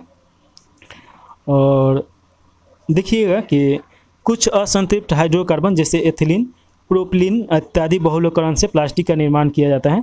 ताप के प्रभाव के आधार पर प्लास्टिक 2 प्रकार के होते हैं, जैसे थर्मोप्लास्टिक और थर्मोसेंस्टेटिक प्लास्टिक। इसमें देखिए कि थर्मोप्लास्टिक गर्म करने पर मुलायम तथा ठंडा करने पर पुनः कठोर हो जाता है। पॉलीथीन और पॉलीस्टाइरीन, टेफ्लॉन, पॉलीविनाइल क्लोराइड और नायलॉन इत्यादि है। देखिए थर्मोसेटिंग प्लास्टिक गर्म करने पर मुलायम हो जाता है, जिसमें इसे इच्छा अनुसार आकार दे दिया जाता है, किंतु पुनः गर्म करने पर यह मुलायम नहीं होता है। उदाहरण के लिए बेकेलाइट और ग्लिप्टिस हो जाएगा। पॉलीथीन एथीन का बहुलक है। देखिए कि टेफ्लॉन टेट्रोफ्लोरोएथिलीन के बहुलक से पॉलीटेफ्लोरोएथिलीन प्राप्त होता है, जिसे टेफ्लॉन भी कहा जाता है। इसका उपयोग नॉन स्टिक बर्तन बनाने में किया जाता है। पॉलीविनाइल क्लोराइड, यह देखिएगा कि पीवीसी के नाम से जाना जाता है और यह विनाइल क्लोराइड के बहुलक से प्राप्त होता है। इसका उपयोग कृत्रिम फर्श बनाने, रेनकोट, थैले, पर्दे, खिलौने इत्यादि बनाने में किया जाता है। बेकेलाइट का उपयोग इलेक्ट्रॉन और ऑटोमोबाइल उद्योग में किया जाता है, तो ये आप याद रखिएगा। 74 नंबर क्वेश्चन है कि निम्नलिखित में से कौन सा जीवाणु द्वारा उत्पन्न एक सामान्य रोग है? तो इसका राइट आंसर सी हो जाएगा, हैजा हो जाएगा। देखिए कि हैजा नामक बीमारी बियोब्रो कैलोरी नामक जीवाणु से होता है, तो ये याद रखिएगा। और जीवाणु नामक बीमारी देखिएगा कि टिटनेस, सिफिलिस, हैजा, डिप्टीरिया, काली खांसी, प्लेग और निमोनिया, गोनोरिया, क्षय रोग और टाइफाइड होता है। तो ये सब आप थोड़ा सा याद रखिएगा। और इस सब के बारे में तो हम लोग देखे ही हैं लोग। तो चलिए आगे देखिए, अगला क्वेश्चन है, एक अवतल दर्पण के अक्ष पर एक वस्तु दर्पण के वक्रता केंद्र पर रखी गई है। दर्पण द्वारा निर्मित प्रतिबिंब इसके ध्रुव के बीच की दूरी क्या होगा? तो 2f हो जाएगा। तो ऑप्शन नंबर आपका सी सही है। सेम क्वेश्चन पिछले जो हम लोग 38 नंबर टेस्ट देखे थे लोग, उसमें यही क्वेश्चन आया था, तो वहाँ पे हम लोग इसका आंसर डिटेल में देखे थे लोग। तो देखिए इसे छोड़ दिया जाए और अगला क्वेश्चन 76 नंबर देखा जाए, क्योंकि इसको देखिए यहाँ पे हम पढ़ के बता भी देंगे तो ठीक से समझ में नहीं आएगा, इसको डिटेल में पढ़ाना ही पड़ेगा। 76 नंबर क्वेश्चन है, शरीर में ध्वनि यंत्र को और क्या कहा जाता है? तो इसे बोला जाता है लैरिक्स। तो ऑप्शन नंबर सी सही हो जाएगा। देखिए मनुष्य का श्वसन तंत्र निम्नलिखित अंगों से मिलकर बना होता है। नाक, ग्रसनली और स्वर यंत्र, श्वास नली और फेफड़े, इसके अतिरिक्त ब्रोकी और ब्रोकीओल्स, डायफ्राम और इंटरकोस्टल और पेशियां भी श्वसन में सहायता करता है। श्वसन की देर मनुष्य में 12 से 15 बार प्रति मिनट होता है और शिशुओं में 44 बार। जन्म के समय तो ये 72 बार होता है। श्वसन प्रक्रिया में ग्लूकोज का ऑक्सीजन में होता है तथा उन विमुक्त होता है, इसी कारण ग्लूकोज को कोशिकीय ईंधन कहा जाता है। 77 नंबर क्वेश्चन है, एक घड़ी की सेकेंड की सुई 2 सेंटीमीटर लंबी है, इस सुई के सिरे की चाल क्या होगी? तो देखते हैं, इसका बराबर हो जाएगा आपका 0.21 सेंटीमीटर सेकेंड हो जाएगा। इसके बाद चलिए अगला क्वेश्चन देखिए, 77 के बाद 78 नंबर। इसमें दिया गया है रेखांकित चित्र में सतह से बल का मान नीचे की तरफ है, तो ये पूछा जा रहा है इसमें क्या हो जाएगा? तो देखिएगा कि इसका राइट आंसर आपका बी दिया गया है। आपका 6.5 न्यूटन इसका बल दिया गया है, तो ऑप्शन नंबर आपका बी सही हो जाएगा। देखिएगा कि यहाँ पे समझा दिया गया है, तो एक बार आप देख लीजिए। 2 kg द्रव्यमान के पिंड पर लगने वाला बल पिंड पर संचित और सतह द्वारा लगाए जाने वाला बल है। और समीकरण आपका 1 यहाँ पे है, समीकरण आपका 2 यहाँ पे है और इसे सॉल्व किया गया है, तो यहाँ पे आके निकला है, तो आप देख सकते हैं। चलिए अगला क्वेश्चन है 79 नंबर। निम्नलिखित अधातु तत्व में धात्विक चमक होती है, तो ये आपका आयोडीन हो जाएगा। देखिए आयोडीन एक ऐसा अधातु है जिसमें यह बैंगनी रंग का होता है तथा इसमें धात्विक चमक पाई जाती है। मानव शरीर में आयोडीन थायराइड ग्रंथि में थायरॉक्सिन नामक कार्बन यौगिक के रूप में पाया जाता है। मानव शरीर में आयोडीन की कमी से घेंगा या गलकंड नामक रोग होता है। आयोडीन और इथाइल अल्कोहल का मिश्रण टीचर आयोडीन कहलाता है। फास्फोरस देखिए कि यह एक अधातु है जो नाइट्रोजन के अनुरूप है। यह एक अभिक्रियाशील तत्व है। यह प्राकृतिक में मुक्त अवस्था में नहीं पाया जाता है। फास्फोरस की परमाणु संख्या 15 और परमाणु भार 31 होता है।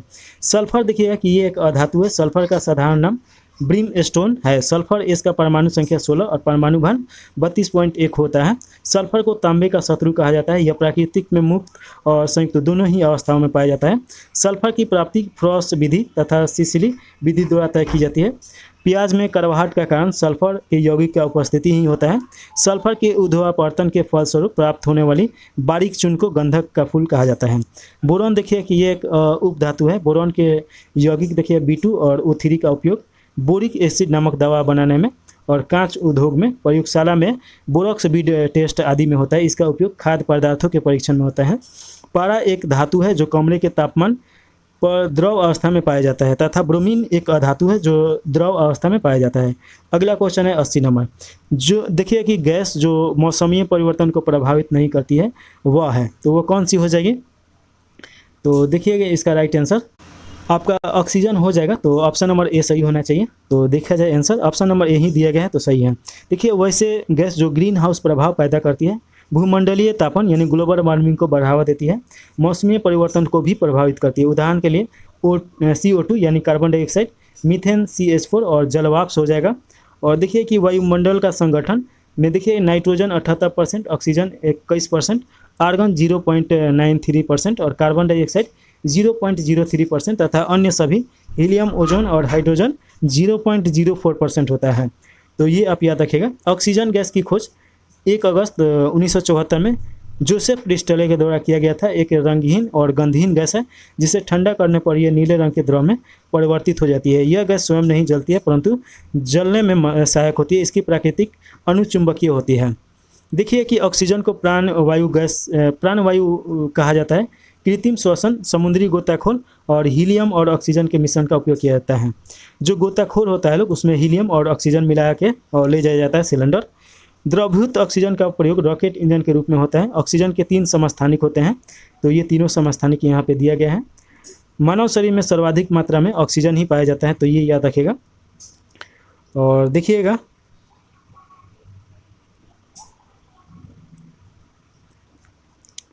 कार्बन डाइऑक्साइड के बारे में तो जानते ही हैं लोग, ये हमेशा पढ़ते हैं लोग कि इसका सूत्र CO2 होता है और ठोस कार्बन डाइऑक्साइड शुष्क बर्फ कहलाता है। जल गैस जैसे कार्बन मोनोऑक्साइड और हाइड्रोजन का मिश्रण है। प्रोड्यूस गैस देखिएगा कि आपका कार्बन मोनोऑक्साइड और नाइट्रोजन गैस का मिश्रण है, तो ये आप थोड़ा सा याद रखिएगा। मीथेन देखिएगा कि आपका CH4 हो जाएगा। और एल्केन देखिएगा इसका श्रेणी का प्रथम सदस्य है। इसका नाम मार्स गैस के नाम से भी जाना जाता है। प्राकृतिक रूप से ये सब्जियों के विघटन और प्रयोगशाला में ये सोडियम एसीटेट को सोलराइड के साथ गर्म करके प्राप्त किया जाता है। यह प्राकृतिक गैस का एक प्रमुख अवयव है। इसका मात्रा 90% होता है। मीथेन हवा के साथ अभिक्रिया कर विस्फोटक मिश्रण बनाता है, जिस कारण कोयले की खानों में प्राय भयानक विस्फोट होता है। धान के खेत, आर्द्र भूमि, गोबर, कचरे के सड़ने से मीथेन गैस निकलती है। जलवाष्प जल का वाष्पीकरण प्रक्रिया द्वारा वाष्प के रूपांतरण जलवाष्प कहलाता है। जलवाष्प ग्रीन हाउस प्रभाव का एक कारक है तथा वायु प्रदूषण में भी इसकी भूमिका होती है। जल का क्वथनांक बिंदु 100 डिग्री सेल्सियस तथा हिमांक बिंदु 0 डिग्री सेल्सियस होता है। देखिए कि अगला क्वेश्चन है 81 नंबर। तारक रश्मिकियाँ निकलती है, तो ये कहाँ हो जाएगा? तो इसका राइट आंसर 1 सही है। तारकाय से निकलता है, तो ये याद रखिएगा। तारकाय क्या है? इसे सेंट्रोसोम के नाम से भी जाना जाता है इंग्लिश में, और यहाँ से डायरेक्ट भी पूछता है क्वेश्चन। इसका खोज बाबरी के द्वारा 1888 ईस्वी में किया गया था। यह केवल जंतु कोशिका में पाया जाता है। तारकाय वह अंगक है जो 2 बेलनाकार संरचना से मिलकर बना रहता है, जिसे तारक केंद्र कहते हैं। यह जंतु के केंद्रक के पास एक छोटा सा चमकदार क्षेत्र होता है जिसमें 1 या 2 सूक्ष्म रचनाएं होती है। इन्हें सेंट्रियोसोल कहा जाता है। प्रत्येक सेंट्रियोल के चारों ओर धागे की तरह तारकाय धमनियाँ दिखाई देती है। तारकाय जंतु कोशिका विभाजन में मदद करता है। यह कोशिका में सिलिया और फेलेजिया के बनने में भाग होता है। यह कोशिका प्रचंड अंगक है। और देखिए कि अर्ध गुणसूत्र, प्रत्येक जीव की कोशिकाओं में गुणसूत्र की संख्या निश्चित होती है और देखिए प्रत्येक गुणसूत्र में एक विशिष्ट स्थान होता है जिसे सेंट्रियोमियर कहते हैं। इसके पश्चात गुणसूत्रों की एक लंबाई 2 अर्धभागों में विभाजित होता है, परंतु दोनों अर्धभाग एक दूसरे के सेंटीमीटर पर जुड़े रहते हैं। प्रत्येक अर्धभाग को अर्धसूत्र या क्रोमेटिक कहते हैं। कोशिका द्रव देखिए कि जीव द्रव का वह भाग जो कोशिका भित्ति केंद्र के बीच होता है उसे कोशिका द्रव कहलाते हैं। कोशिका द्रव में निम्नलिखित कोशिकांग पाए जाते हैं। उदाहरण के लिए अंतःप्रदिजलिका, राइबोसोम, गोल्जिकाय और लाइपोसोम हो जाएगा, माइटोकॉन्ड्रिया, लवक, राजधानी, तारकाय और माइटोट्यूबुलस हो जाएगा। कोशिका झिल्ली देखिएगा कि प्रत्येक कोशिका के सबसे बाहर चारों ओर एक बहुत पतली, मुलायम और लचीली झिल्ली होती है जिसे कोशिका झिल्ली या प्लाज्मा झिल्ली या प्लाज्मा मेम्ब्रेन कहते हैं। यह झिल्ली जीवित एवं अपारगम होता है। चूँकि इस झिल्ली द्वारा कुछ ही पदार्थ अंदर बाहर आ सकते हैं, अतः इसको चयनात्मक पारगम झिल्ली भी कहते हैं। कोशिका झिल्ली लिपिड और प्रोटीन की बनी होती है। इसमें 2 परत प्रोटीन और इसके बीच में एक परत लिपिड रहता है। 82 नंबर क्वेश्चन है अधात्विक खनिज का उदाहरण है। तो अधात्विक खनिज का उदाहरण आपका सल्फर हो जाएगा, ऑप्शन नंबर सी सही हो जाएगा। तो ये देखिएगा कि अधात्विक और धात्विक के बारे में तो इसके पहले में ही पढ़े हैं, तो इसका राइट आंसर आप देखिए लिए। और यहाँ पे थोड़ा सा देखिए कि खनिज को 3 भागों में बांटा गया है। इसी डायग्राम से हम लोग समझ लेंगे लोग। तो देखिए खनिज है, एक धात्विक है और एक अधात्विक है, एक ऊर्जा संग्रह है। तो देखिए कोयला, पेट्रोलियम और ये प्राकृतिक गैस ये ऊर्जा संग्रह खनिज में आ जाएगा क्योंकि इसको जलाने के बाद ऊर्जा मिलता है। और धात्विक को भी 2 भागों में बांटा गया है। तो सबसे पहले अधात्विक समझ दिया जाए। अभ्रक, नमक, सोडा, सल्फर, चूना पत्थर, संगमरमर, बलुआ और ये हो जाएगा। देखिए धात्विक उसे बोला जाता है जिसमें लौह पदार्थ पाया जाता है, और इसमें देखिए कि अधात्विक में लौह पदार्थ नहीं पाया जाता है। इसको जब पीटेंगे लोग तो ये आघातवर्धन होता है, तो इसका चादर बनेगा यानी फैलेगा। इससे पीटेंगे लोग तो ये भुरभुरा होता है, टूट के और भुरभुरा हो जाएगा। और धात्विक इसे पीटेंगे तो टन टन का आवाज़ देगा, इसमें कोई आवाज़ नहीं देता है। तो ये तो आपका इन दोनों का डिफरेंट हो गया।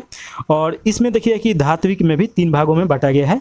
एक लौह धातु जिसमें लोहे की मात्रा पाया जाता है, एक अलौह धातु हो जाएगा जिसमें लोहे की मात्रा नहीं पाया जाता है, जिससे लौह अयस्क, मैग्नीज, निकेल, कोबाल्ट हो जाएगा। और इसमें तांबा, सीसा, जस्ता, टीन और बक्साइट हो जाएगा। बहुमूल खनिज में देखिए कि सोना, चांदी, प्लेटिनियम हो जाएगा जो बहुत महंगा बिकता है। अगला क्वेश्चन है सूर्य के द्वारा विकिरित ऊर्जा का कारण क्या है। तो ये आपका नाभिकीय संलयन हो जाएगा। तो ऑप्शन नंबर बी सही हो जाएगा।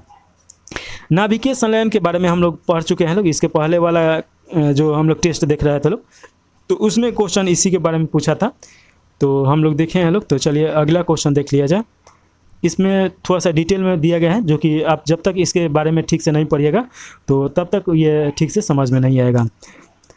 तो देखिए 84 नंबर क्वेश्चन है जड़ की कोशिका में उपस्थित लौह को क्या कहा जाता है। तो इसे बोला जाता है ल्यूकोप्लास्ट बोला जाता है। तो ऑप्शन नंबर बी सही हो जाएगा। देखिएगा कि पेड़ पौधा जो होता है ये लवक के कारण ही रंगीन दिखाई देता है लोग। तो इसमें देखिएगा कि लवक यानी प्लास्टिड यह केवल पादप कोशिकाओं में ही पाया जाता है। अगर जंतु कोशिका में पाया जाता तो मनुष्य भी रंग बिरंग का होता। और देखिए कि ये कोशिकाओं में चारों ओर बिखरे होते हैं। यह आकार में मुख्यतः अंडाकार, गोलाकार और तरितुनुमा होता है। इसके अलावा ये भिन्न भिन्न आकार में जैसे तारानुमा, फीतानुमा और कुंडलीकार आदि भी हो सकते हैं। ये 3 प्रकार के होते हैं, अलवणी वर्णक और वर्णिलवक और हरित लवक।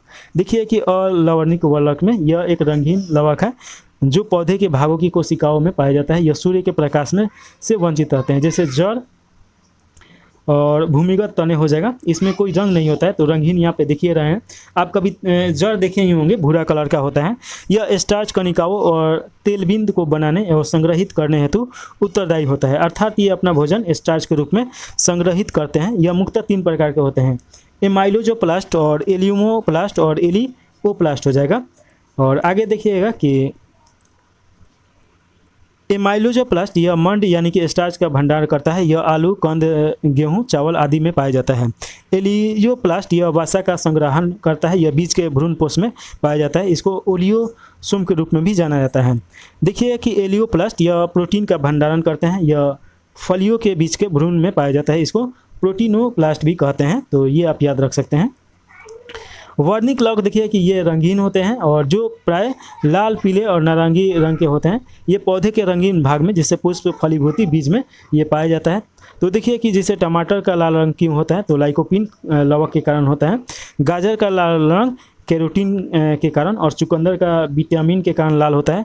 मिर्च का लाल रंग और तथा तीखापन कैप्सिन या कैसेथिन के कारण होता है। हल्दी का पीला रंग कुरकुमिन के कारण और प्याज सेब का लाल रंग एंथोसाइनिन के कारण। पपीते का पीला रंग कैरीथोथिमिन के कारण और दूध का सफ़ेद रंग किसिन के कारण होता है। हरित लवक देखिए कि पौधे के लिए हरित लवक बहुत ही उपयोगी है क्योंकि प्रकाश संश्लेषण में ये काम करता है और इसे वर्णक पर्ण हरित भी बोला जाता है, तो क्लोरोप्लास्ट, तो ये याद रखेगा। और देखिएगा कि हरित लवक को कोशिका का रसोई घर बोला जाता है क्योंकि ये रासायनिक परिवर्तन करके रासायनिक अभिक्रिया के द्वारा प्रकाश के उपस्थिति में प्रकाश संश्लेषण यानी वहाँ पे भोजन बनाने का बनता है, इसीलिए इसे कोशिका का रसोई घर कहा जाता है। हरित लवक में पर्ण हरित के अलावा कैरोटीन और जेंथोफिल नामक वर्णक भी पाए जाते हैं। पत्तियों का रंग पीला होने के कारण इसमें कैरोटीन का निर्माण होता है। माइटोकॉन्ड्रिया की तरह हरित लवक में भी अपना डीएनए और राइबोसोम पाया जाता है। हरित लवक में प्रकाश संश्लेषण की प्राकृतिक अभिक्रिया ग्रेन में, जबकि प्रकाशीय हीन अभिक्रिया स्ट्रोमा में होता है। सेल्यूलोज देखिए कि सेल्यूलोज का सूत्र दिया गया है यहाँ पे C6 और H10 और O5 दिया गया है। एक बहुलक है जो कई ग्लूकोज इकाइयों से बना होता है। यह पौधे में कोशिका भित्ति का एक महत्वपूर्ण संरचना या घटक है। मनुष्य सेल्यूलोज को नहीं पचा सकता है। इसी के बाद 85 नंबर क्वेश्चन में पूछा जा रहा है कि मात्रा स्थिर रखते हुए जब किसी पिंड की गति दोगुनी की जाती है तो क्या होगा, तो उसका संवेग दुगना हो जाएगा। तो ऑप्शन नंबर आपका बी सही हो जाएगा। और देखिए कि यहाँ पे इसके बारे में दिया गया है कि मात्रा स्थिर रखते हुए जब किसी पिंड की गति दोगुनी की जाती है तो उसका संवेग दुगना हो जाता है।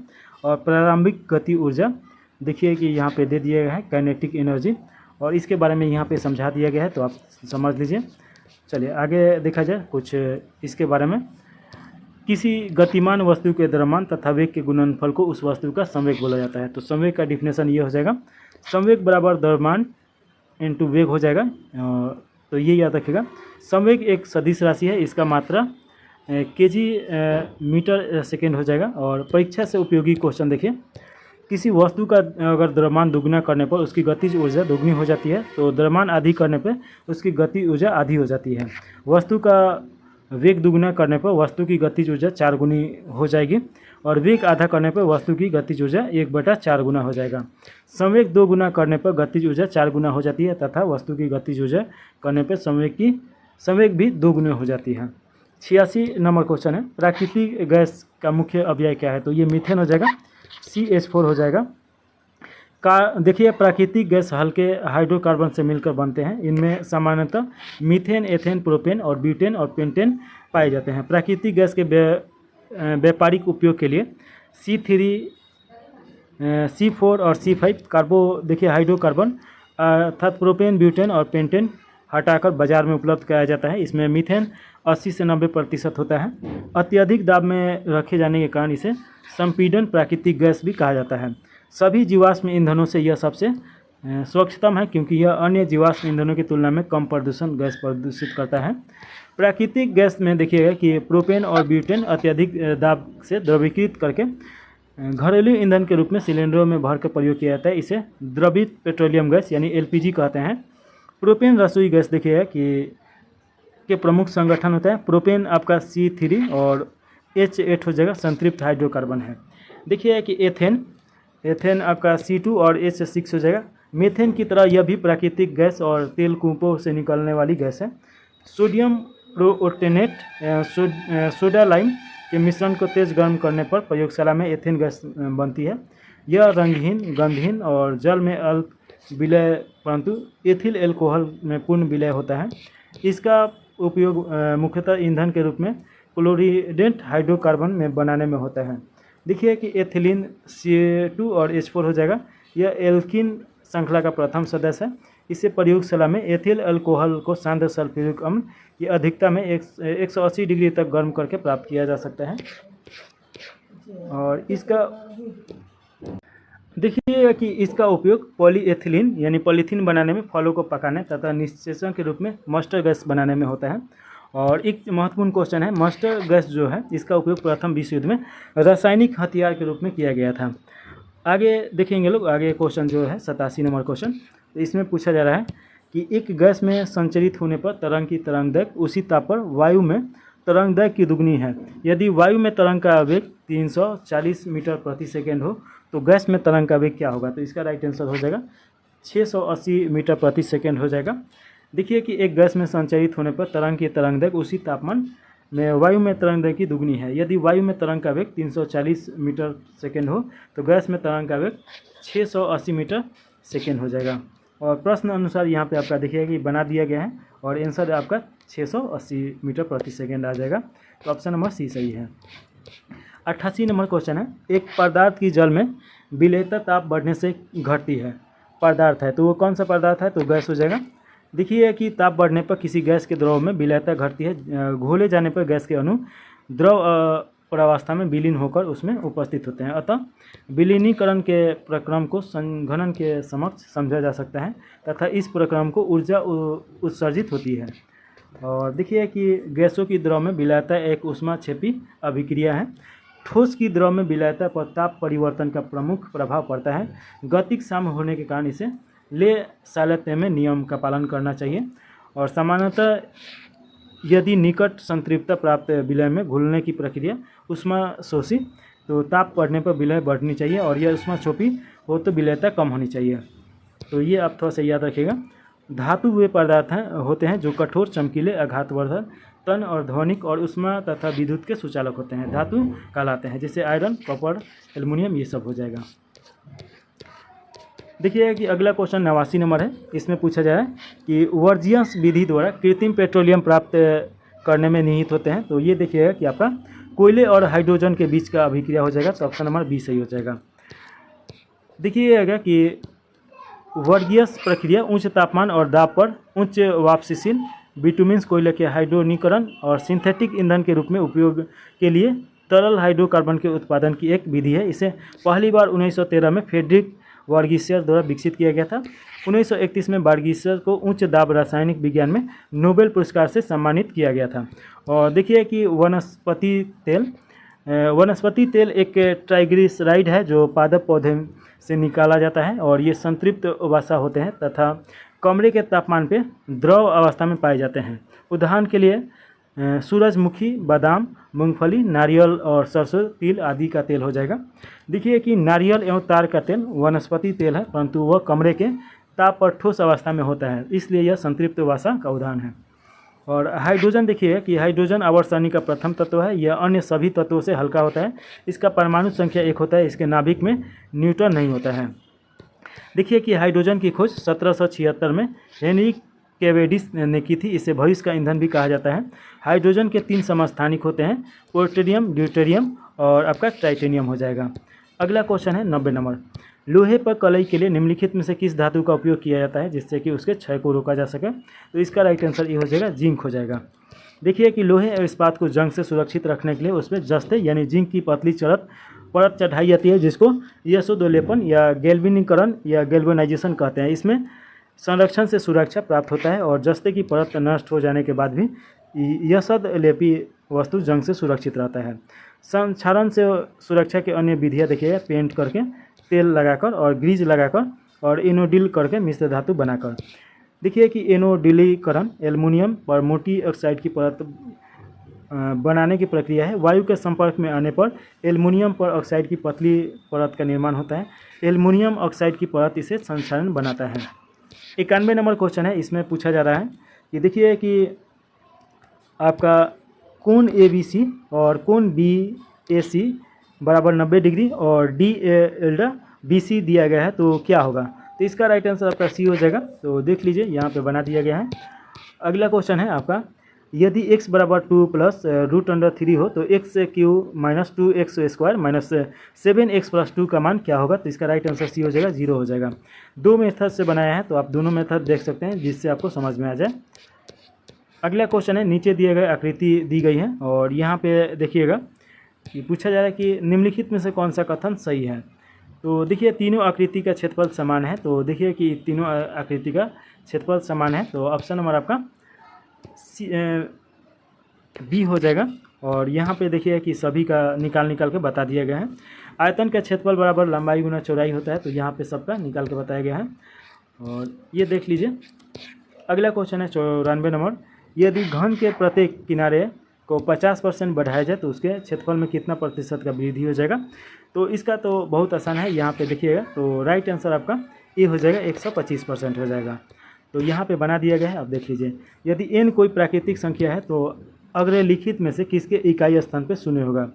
तो देखिए कि यहाँ पे स्टार दिया गया है और लेने पर इकाई अंक 0 नहीं आएगा। तो यहाँ पे देखिएगा कि आपका ठीक से दिया नहीं है, तो आप देख सकते हैं, आप खुद बना के ट्राई कीजिएगा। सबसे छोटी अभाज्य संख्या सबसे छोटी भाज्य संख्या के मौसों और लसों का गुणनफल है, तो ये आपका 8 हो जाएगा। देखिए सबसे छोटी अभाज्य संख्या आपका 2 होता है और सबसे छोटी भाज्य संख्या आपका 4 होता है। तो 2 और 4 इंटू क्या हो जाएगा, 8 हो जाएगा। 97 नंबर क्वेश्चन है कि किसी वार्षिक चक्रवृद्धि ब्याज की दर से 7500 रुपये का मिश्र धन 2 वर्षों में 8427 रुपये होगा यदि ब्याज वार्षिक संयोजित किया जाता है। तो इसका राइट आंसर आपका सी सही है, 6% हो जाएगा। और आगे देखिएगा 98 नंबर क्वेश्चन है, एक निर्माता अपने उत्पादन के अंकित मूल्य पर 20% की वृद्धि देता है। खुदरा विक्रेता देखिएगा कि घटे हुए मूल्य पर 30% की छूट देता है। 2 बट्टे के तुल्य एक बट्टा क्या होगा। तो इसका भी देखिए कि बहुत आसान है, उसी प्रकार बनाना है। आपका 44 आ जाएगा। तो राइट आंसर आपका देखिएगा ये बी सही हो जाएगा। चलिए इसके बाद 99 नंबर क्वेश्चन है, यदि log 243 बराबर -5 है तब क्या होगा। तो अब देखिएगा कि आपका x बराबर 1/3 हो जाएगा। यहाँ पे इसके बारे में बना दिया गया है, तो देख लीजिए। अगला क्वेश्चन है और अंतिम क्वेश्चन है, ए देखिएगा अनुपात b बराबर 2 और 3 हो जाएगा, बी सी अनुपात बराबर 4-5 हो जाएगा। तो ए बी सी का बराबर क्या होगा। तो देखिए कि ये भी बहुत आसान होता है, ये आपका डी हो जाएगा राइट आंसर। और यहाँ पे देख लीजिए कि कैसे बनाया गया है। आपका 2:3 दिया गया है और ए का मान 2 दिया गया है, बी का मान 3 दिया गया है। और देखिए कि आपका बी और सी का अनुपात दिया गया है, बी का अनुपात आपका 4 दिया गया है, सी का अनुपात 5 दिया गया है। तो 2 दूनी 4 दूनी 8 आपका यहाँ पे आ जाएगा, 3 चौका 12 यहाँ पे आ जाएगा। और उसके बाद देखिएगा कि 3 5 15 हो जाएगा। तो ये तो बहुत आसान है, इसका मान यहाँ हो जाएगा, इसमें करा के यहाँ आ जाएगा और इसमें कराइए तो यहाँ आ जाएगा। तो राइट आंसर हो जाएगा। चलिए इसे यहीं समाप्त कर दिया जाए। आप ज़रूर कमेंट और लाइक करके जाइए, और कोई भी आपको कुछ भी पूछना हो तो कमेंट बॉक्स में पूछ सकते हैं। तो इसे यहीं पे समाप्त कर दिया जाए। जय हिंद, जय भारत।